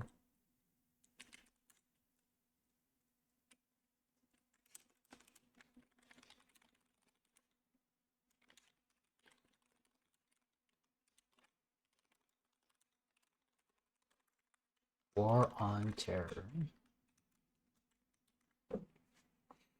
As an enlisted airman, because we were using that term like starting from like 2000, we went into Afghanistan. We were saying War on Terror.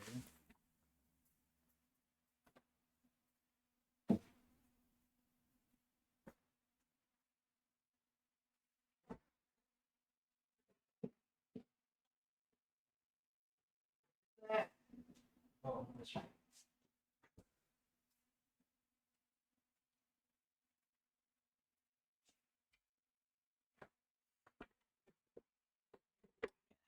Shit.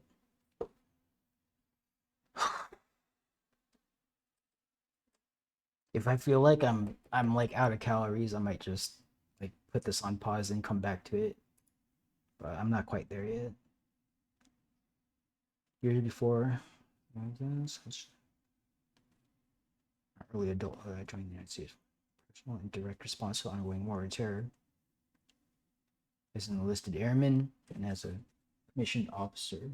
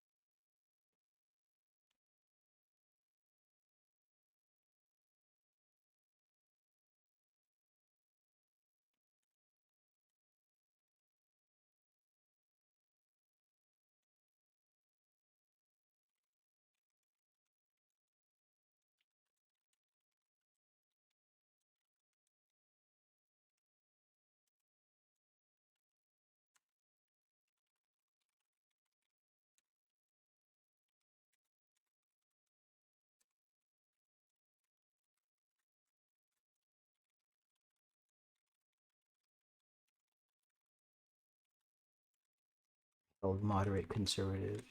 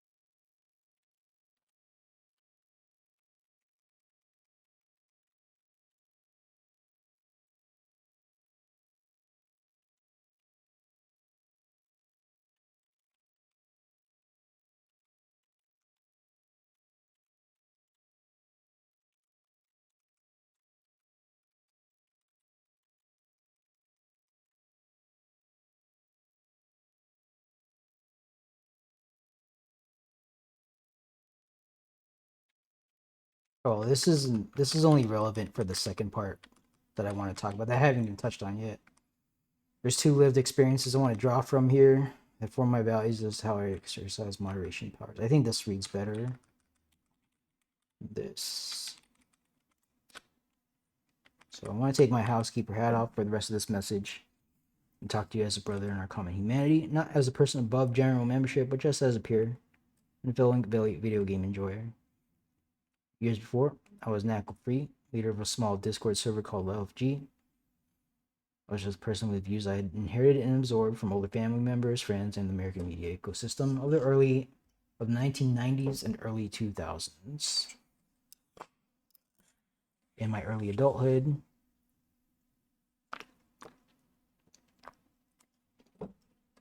I joined the United States Air Force as my own personal and direct response to the ongoing war on terror and war in Iraq.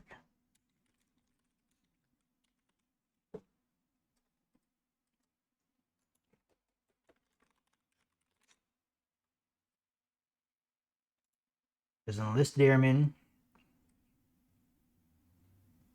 and a commissioned officer,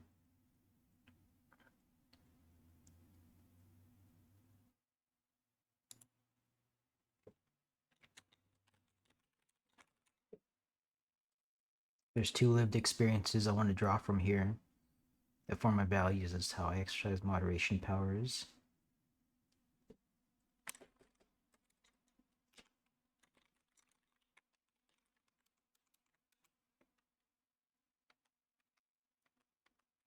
First, as an enlisted airman, spent that time serving shoulder to shoulder, mainly with other enlisted airmen and fellow infused civilians.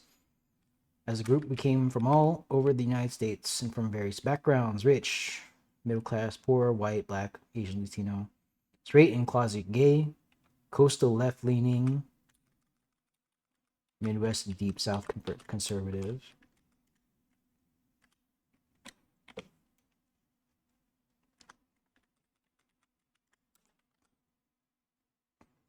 I would consider all the folks I served with to be upstanding citizens who tried their best to be an effective member of the Air Force and support our specific mission with their skill set.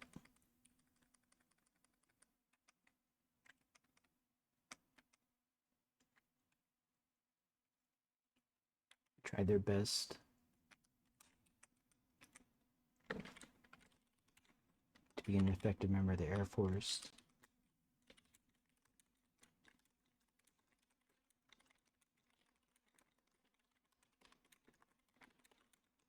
And excellence.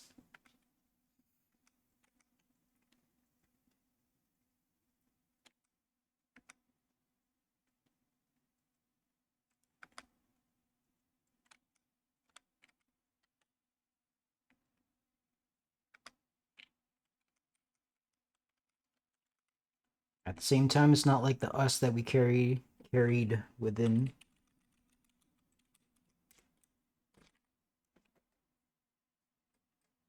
It's not like the us that we carried within ourselves went away when we entered the Air Force. I want to mention this.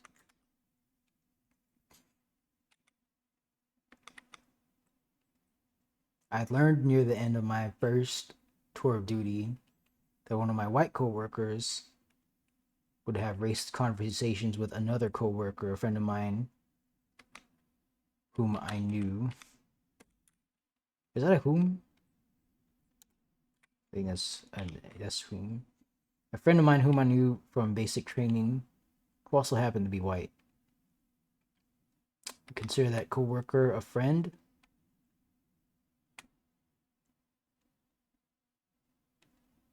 With whom I talked to as a friend during work and played video games with during our off-duty time.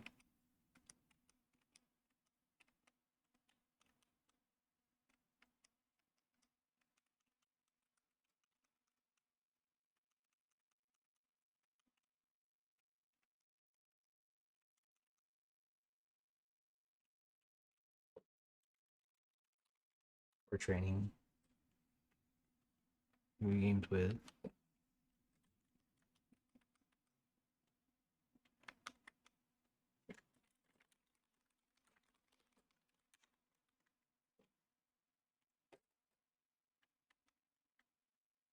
I had never thought that he held racist values, as I thought he got along fine with me.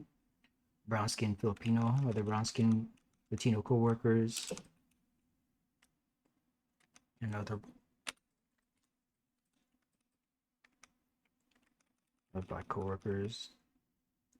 The racist behavior apparently came out when he thought he was in safe company, but this same person was capable of contributing joy to the lives of others, both on the job and off duty.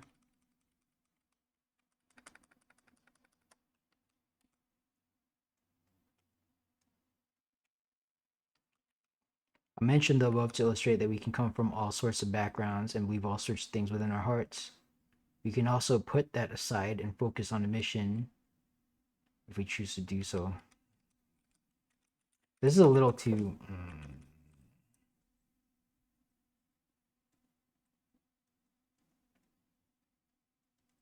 Working together towards a common goal, I think is what I want to say here.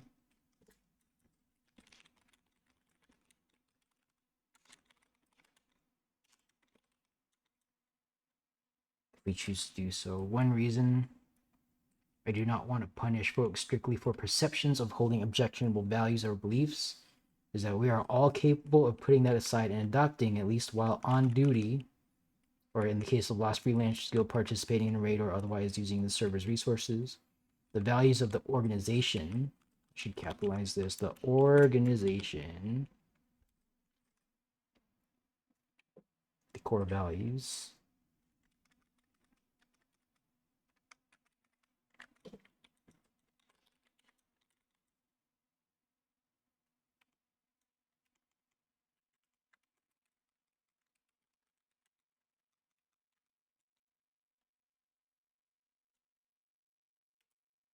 State core values.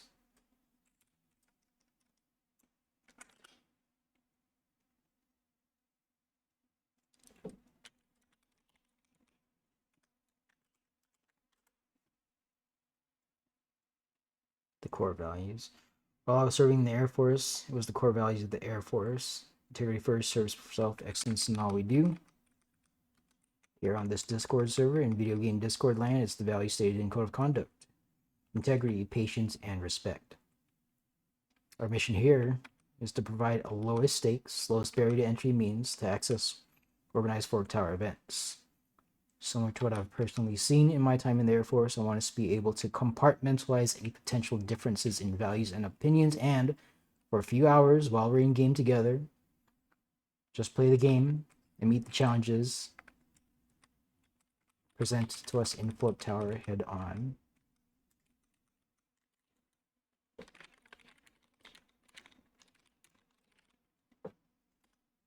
My hope is that by spending time together,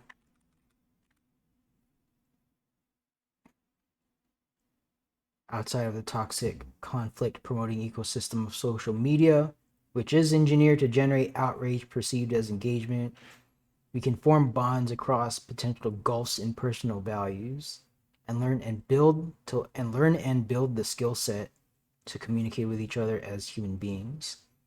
I can't see myself being friends with a racist, but I was friends with a human being and fellow airman who happened to possess racist values. I hope that the time I spent serving together with him helped dispel some of that racism that he held in his heart. He definitely had the capacity to be a friend outside of any racist views he held within him, and he showed that to me in the short time we served together.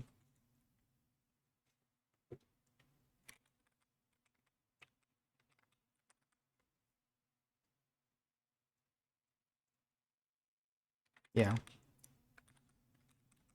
Like if you work on a project, and come to a good conclusion, with someone, and I'm not saying that, like, clearing Fork Tower with someone who, you disagree with, in, like general, like just value wise, clearing Fork Tower with like that person is not going to be like the panacea to, our ills that are currently plaguing us as a very online society. But I mean, it's something, right? Like instead of having nothing in common with people who hold, values that are not mine, like we at least did this thing, and like we can at least, have that. That's one point, to be able to talk to that person. Maybe there are other points, through our interactions here on this server that we, discover about each other. But that's not going to happen if we just don't talk to each other, right? So this is the start. Playing games together is the start.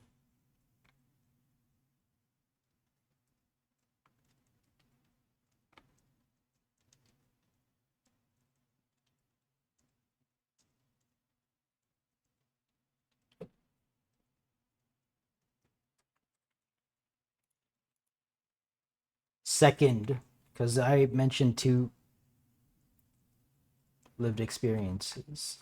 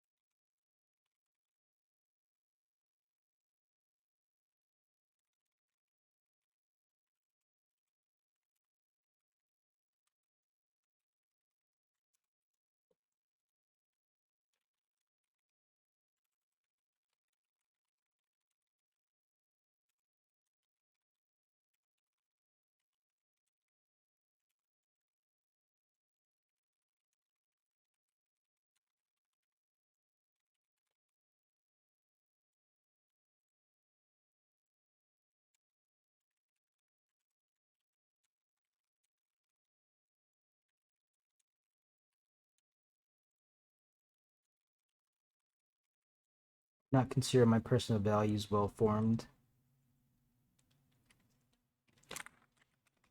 No, I had vague, very general values.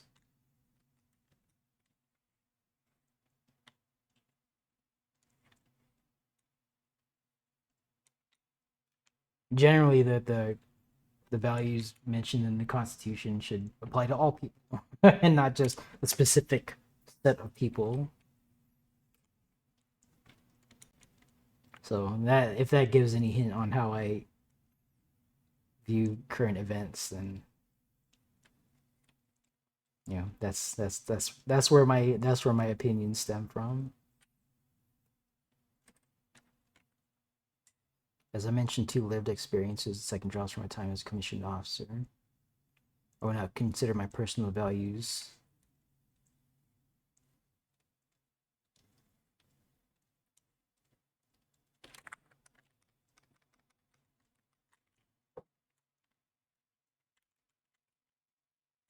What am I trying to say here? I held very malleable.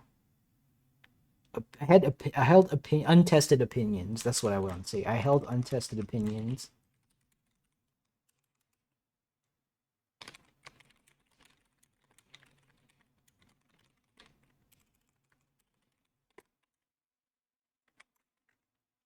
As a younger.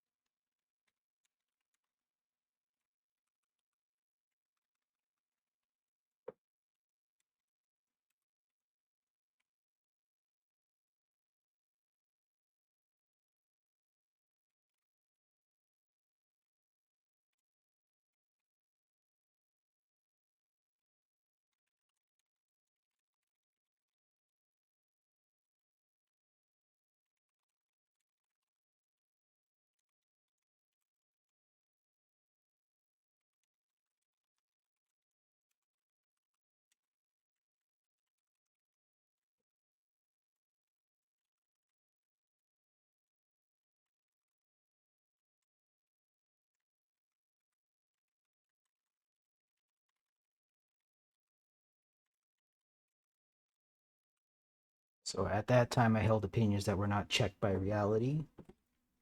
So it's like you believe things, in the absence of like actual life experience. So I too felt thing. I mean, I guess still like I probably hold a lot of beliefs that are unchecked by reality, but I would like to think as a 45-year-old man, like I've lived a little bit, and it's like I've had my opinions checked, and there are many things that I was wrong about as a younger person. At that time, I held opinions that were not checked by reality.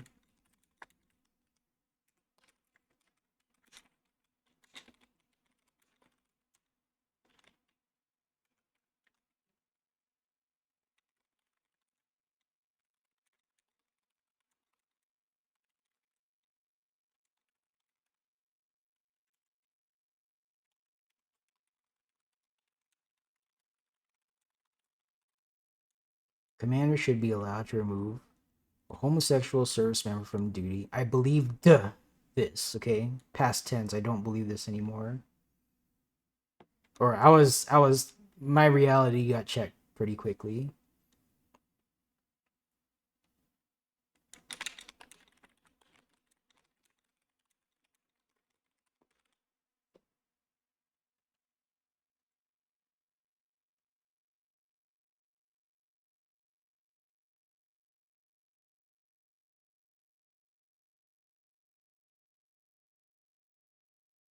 As I commissioned after a few years in service, I was a slightly older adult when I put on my bronze bars. This thinking about this time is making me think of something else that is similar to what the current administration is doing with removing artifacts from like museums and stuff. Like a similar thing actually happened while I was in service, like under the Obama administration, and the Air Force did a sweep. Air Force leadership did a sweep because they like we were trying to figure out how to combat like the culture of like sexual assault. Like there we had a sexual assault problem in the Air Force. Like I don't know, I haven't really tracked how things have been going lately, but at least in the late aughts, early tens, like this was like we were actively trying to figure out, how like what do we do to to get a handle on this because it keeps happening, right?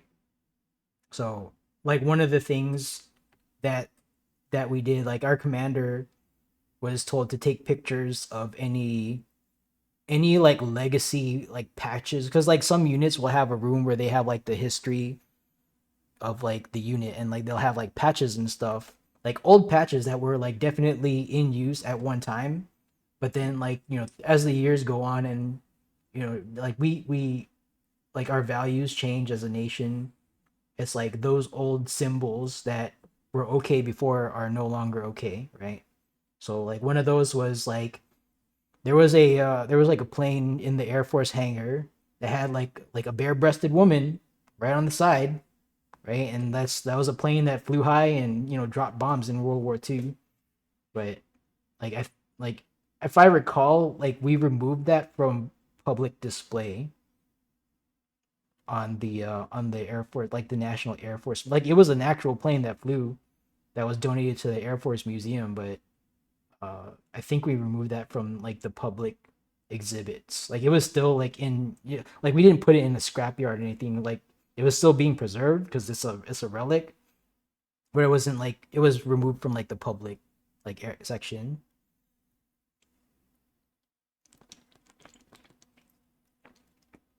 But we also had like other pad like in even in my building, like there was like a it was called something like a morale. Let's call it a morale room. There's a morale room, and like there was like patches in the morale room that were displayed, just kind of like a this is where we've been as a service and all that. And one of the patches was like a patch of like some it was like sexually suggestive. So I remember our commander at the time, like he wasn't a bad guy, like, but he was I guess he was ordered to collect like pictures of possible like things that would uh allude to like things that would suggest being what's the term that I'm looking for? Sexually harassing female service like coworkers would was acceptable.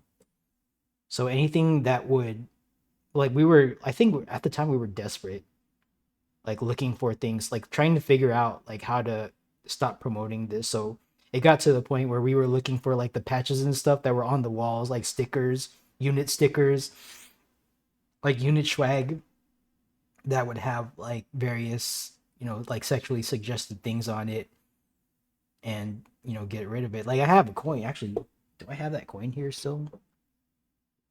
I have a coin and like we made this coin like a unit coin in the late aughts because I got this coin before I commissioned. So this was like late aughts. This is before like Me Too, before we started doing the sweep.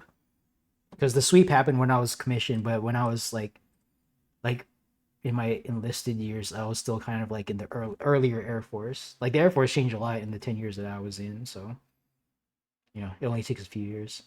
But yeah, my coin on the back it says, "Oh man, I wish I could." It made shit.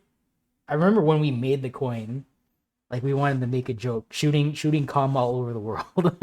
is is what that's what we have on that coin. I mean, I laugh now because it's like it was just like a unit coin is typically just kind of like an in joke, right? Only the people of the unit get the coin, so it's not like meant for public, display. Like we don't show this to like other people, but like that was the tagline on the coin, right? We designed it with the imperfect grammar sent it to South Korea for printing, and then we got it back like in the mail like a couple of weeks later. So, but yeah, I mean, like it was a different time. I laugh about it now, not because like I agree with the sexually suggestive stuff, but it brings back a memory, because like I served with genuinely good people back then. No one's perfect, but for the most part, they were good. Like we all had our issues and stuff. I've got mine for sure.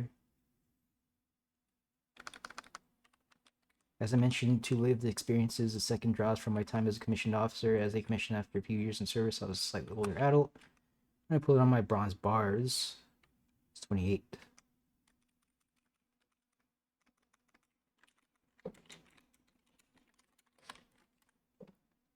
At the time, I held opinions that were not checked by reality.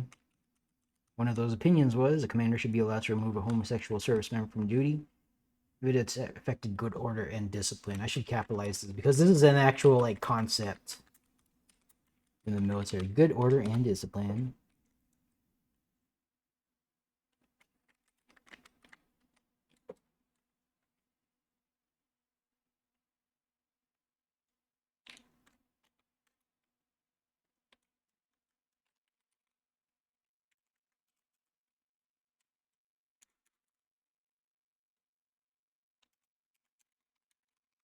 So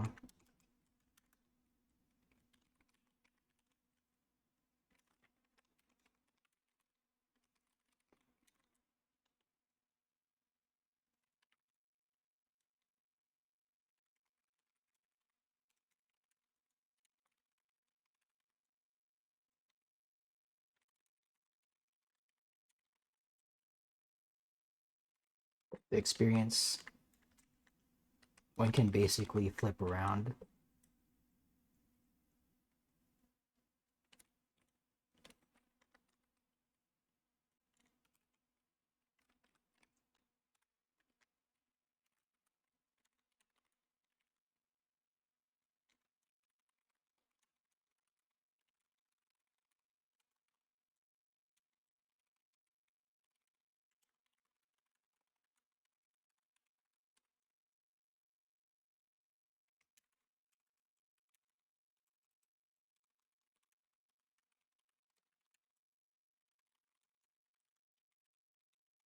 Oh, hold on. I need to check my 14 PF.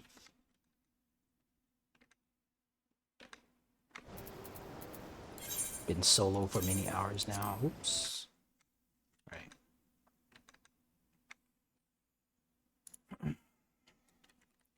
In this situation, I had the honor of being the person whose value had to be corrected. Essentially.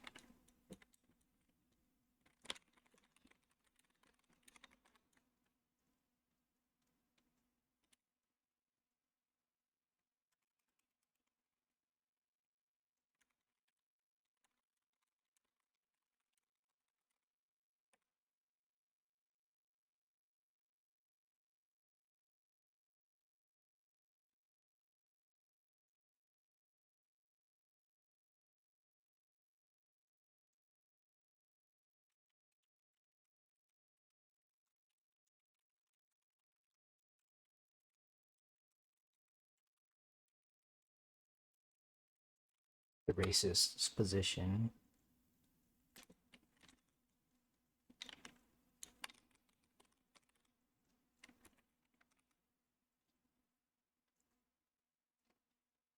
Yeah. Like I didn't find out until like like I separated from service. Like a couple people that I served with were like closeted homosexuals. Like I never guessed until I connected with them on Facebook like a few years later, and like they were like completely out of the closet and open about dating their boyfriend and whatever. So I'm just like, yo, man, like I'm glad that you came out and that you're enjoying your life. If it looks like you're happy, good for you, right? But I was definitely not that guy back when I was younger. I was a super afraid of gays. Now I'm just like, it's just not my life. I don't care. It's not my business. It's not anyone's business. In this situation, I had the honor of being the person whose value had to be corrected. So I was in the racist position as a homophobe.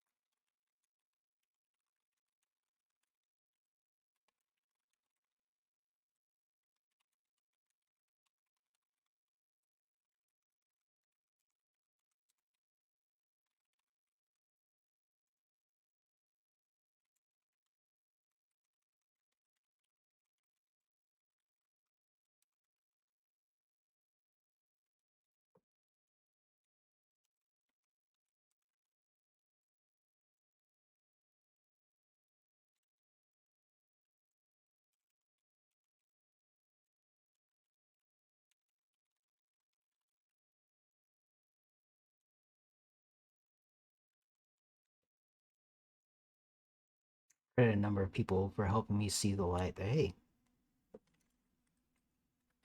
as a matter of fact, there's actually no reason to hate on gay and lesbian folks.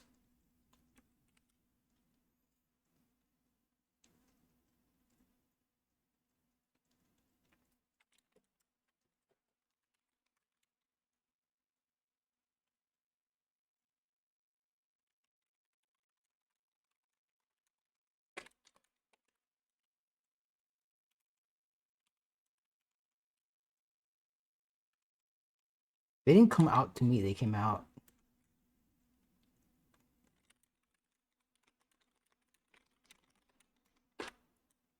for a number of folks came out and were okay with me knowing about it.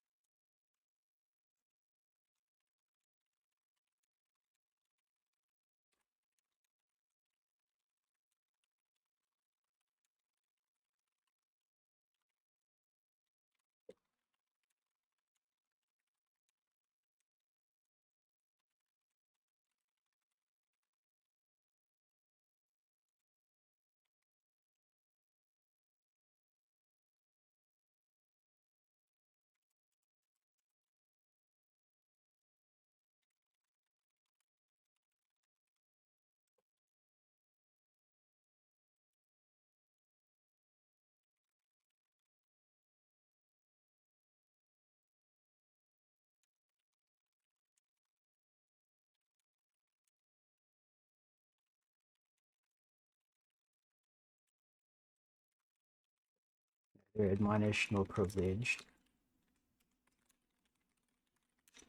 Single aspect.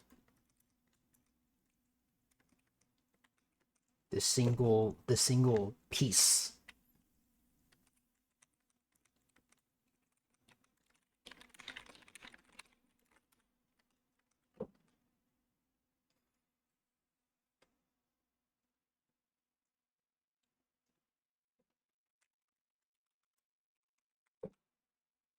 Privilege for the single aspect of the whole person they were.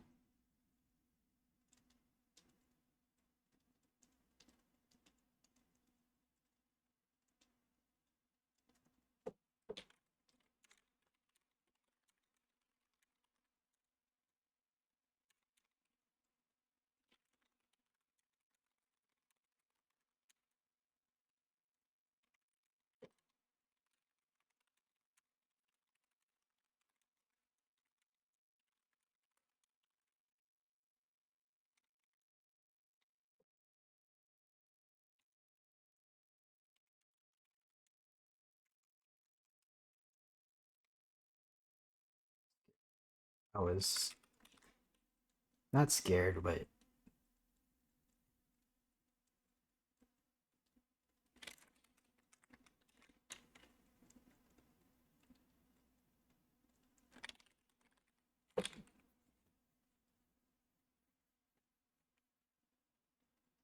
disgusted for nothing.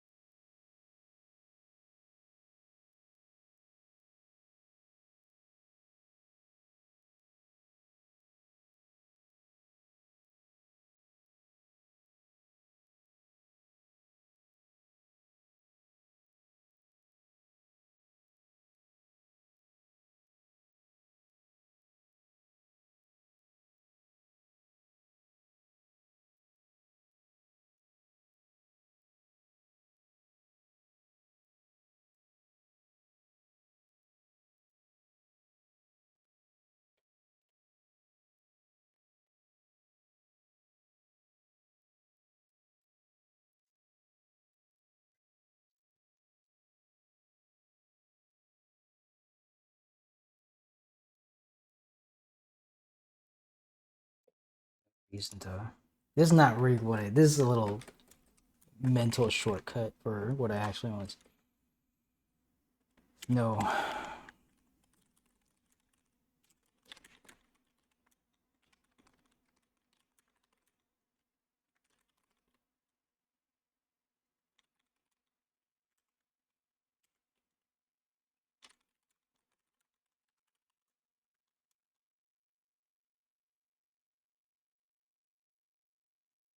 but a number of folks came out and were okay with me knowing about it. I knew these folks as family members, friends, and coworkers whom I admired professionally.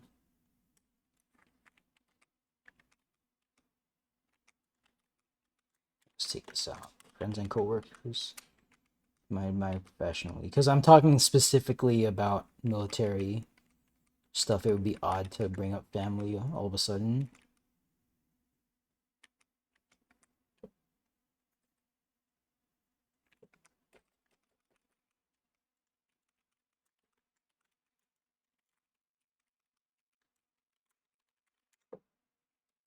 I admired professionally. After they came out of the closet, I saw that they were generally at peace with themselves and only wanted to be treated as peers in our common humanity, neither admonished nor privileged for the single aspect of the whole person they were.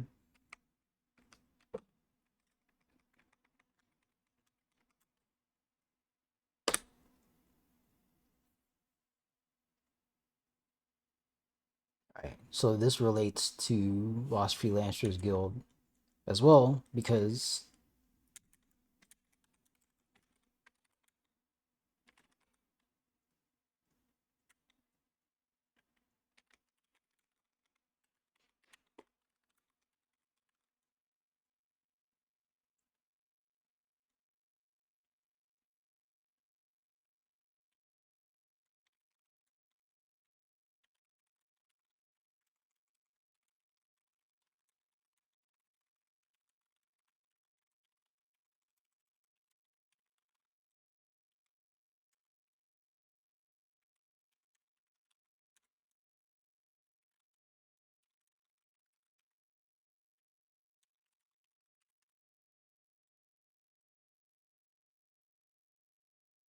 can in fact change.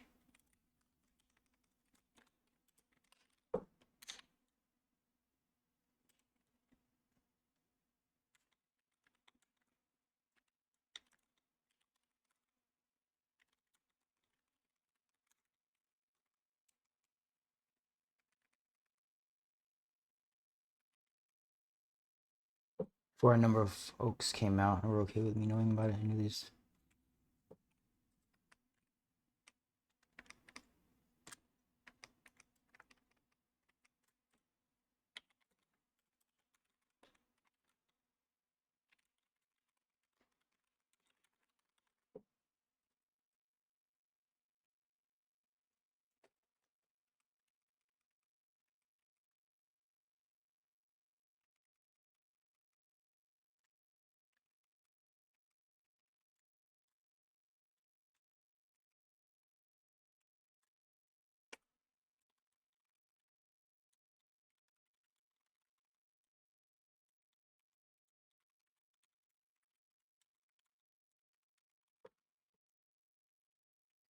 Things both professionally and privately. After they came out of the closet, I saw that they were generally at peace with themselves and only wanted to be treated as peers. Neither admonish nor privilege for the single aspect of the whole person they were. I mentioned this very moment here to illustrate that our own values can in fact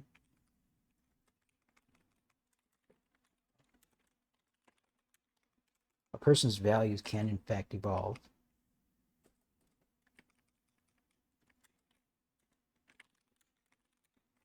challenged by reality.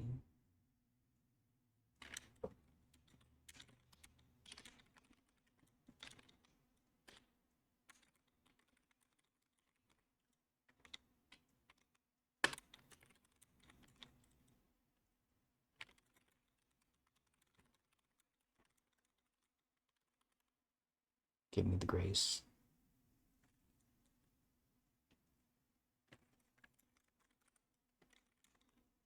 I hate that this rhymes, but I'm not trying to rhyme.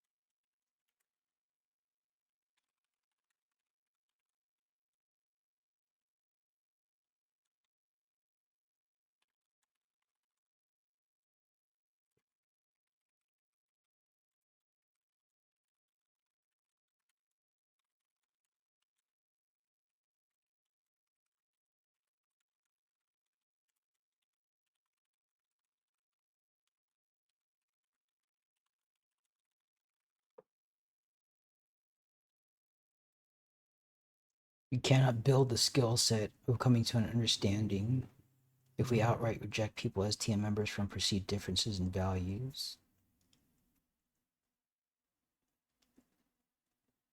I lost at least one Discord server member today in that raid because I was not willing to immediately like kick this person out for their perceived infraction. So I think I want to spell this out just because like I want folks to understand where I'm coming from. Like they don't need to agree, uh, but they do have the right to at least know that like this is how I'm going to think of these things. Like I've got these lived experiences that tell me that I should not be separating folks as long as you're not like actively butting heads, discussing political differences in open chat. Like that is a no-no, right? Because we're not like, at least the political discourse that I've seen online and that I've seen kind of start to happen in, sometimes it'll flare up in voice chat, like that's not, it's not great because it's like we're talking from a point of beliefs, right? There's no common like factual thing that we can point to and like talk about a common thing because like we're not like we're using, folks are speaking to each other in English, but it's like sometimes like we're talking past each other, or we're not even describing the same like real event in the same way, right? So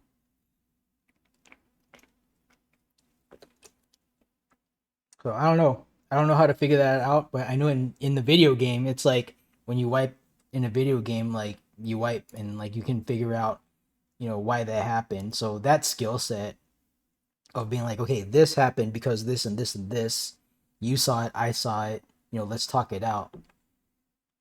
Like I think that's a skill that can be translated into the real world, not like universally, but like there will come a time where possibly where that skill set can be used in the real world.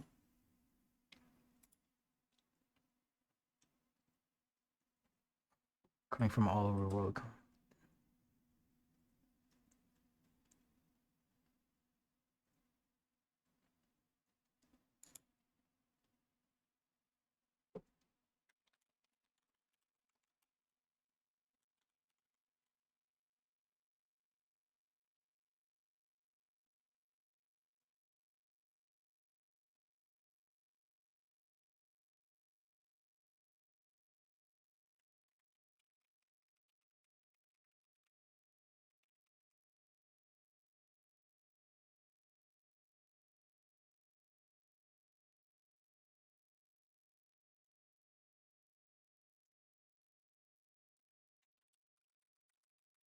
Mine was not changed.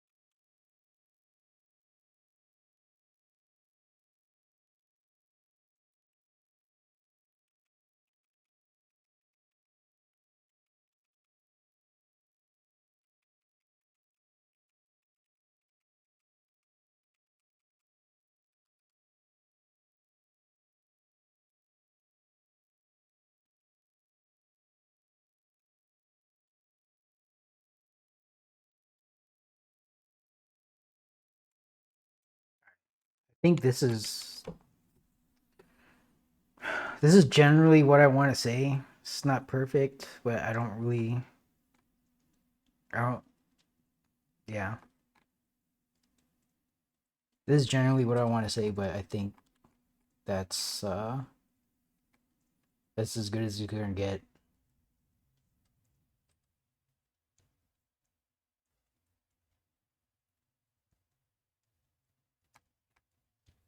All right, let me convey this to Discord. So one, two. This is gonna be a lot.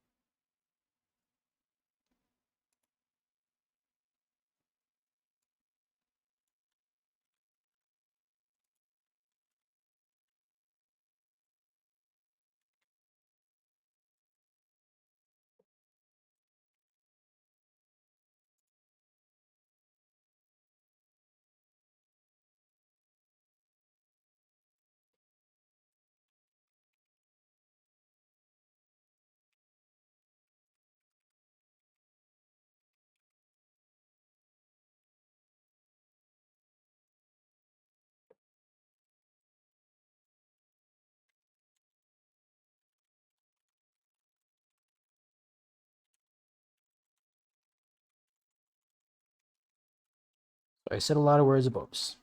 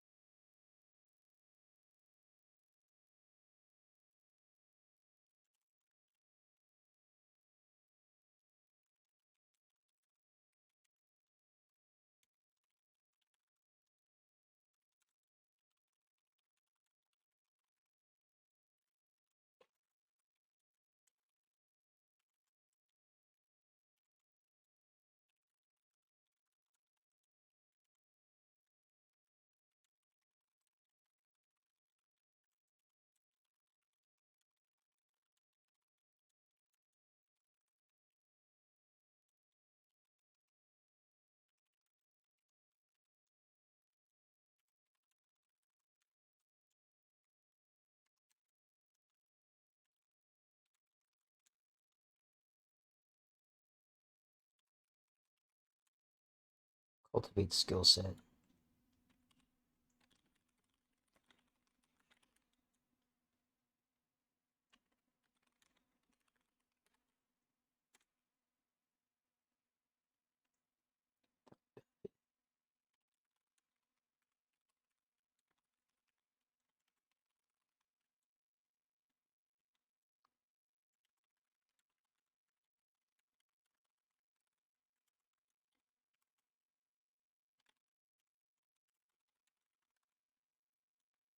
Cultivate communication skills that will benefit the real people behind 14.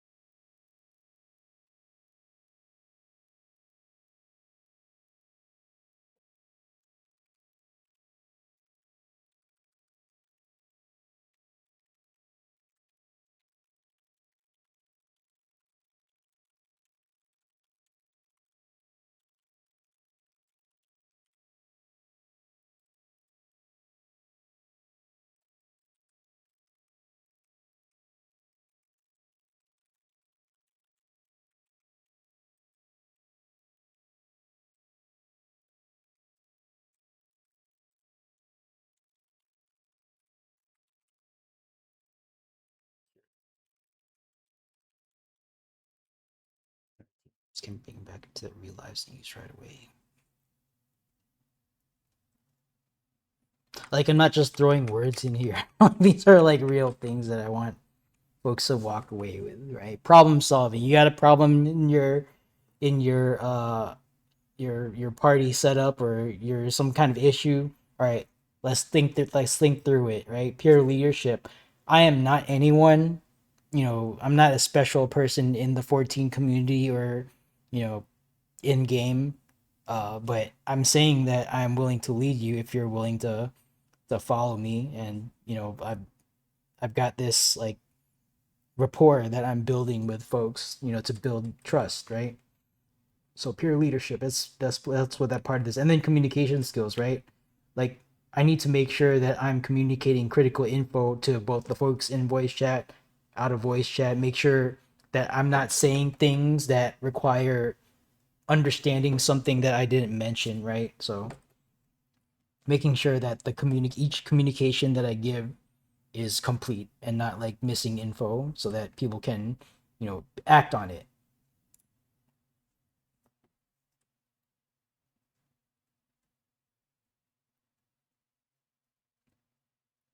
All right, so I'm gonna put this.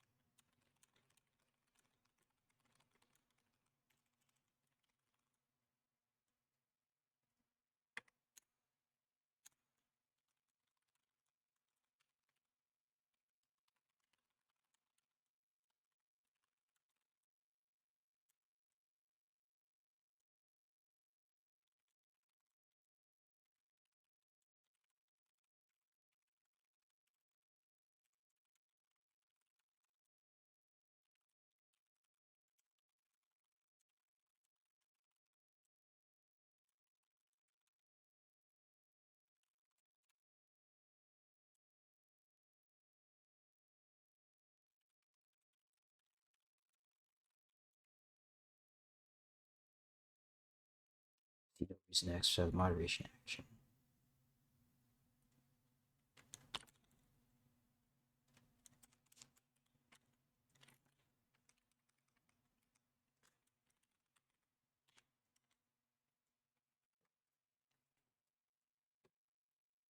All right.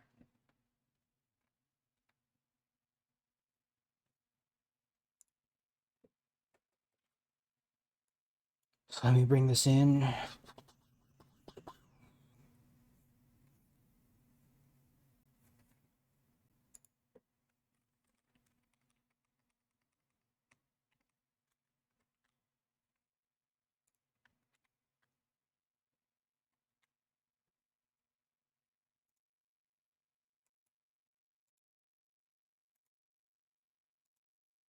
So I don't care if people think this is weird, but this is just, like folks on the server deserve to at least be able to see what's in my head, right? Because like this is the guy who's in charge. So I'm not saying read this because I'm in charge. I'm saying like if you want to read this, here it is.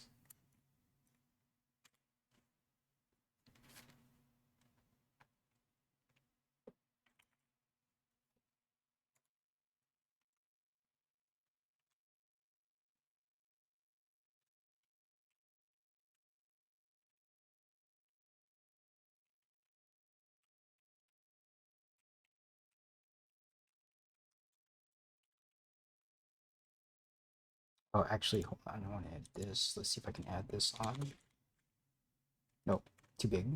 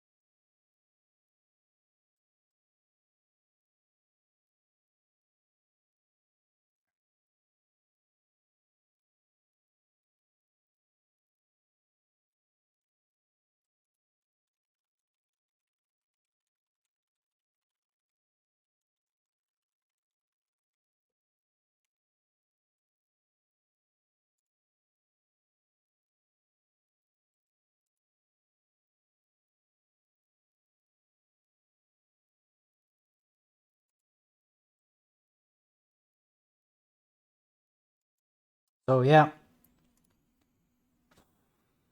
there it is in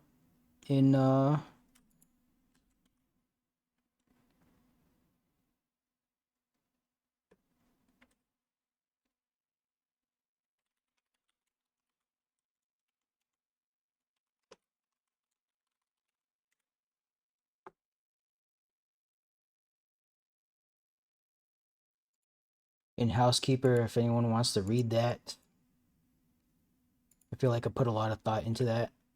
Of course, it's debatable, but such a life. All right, 2 hours and 50 minutes.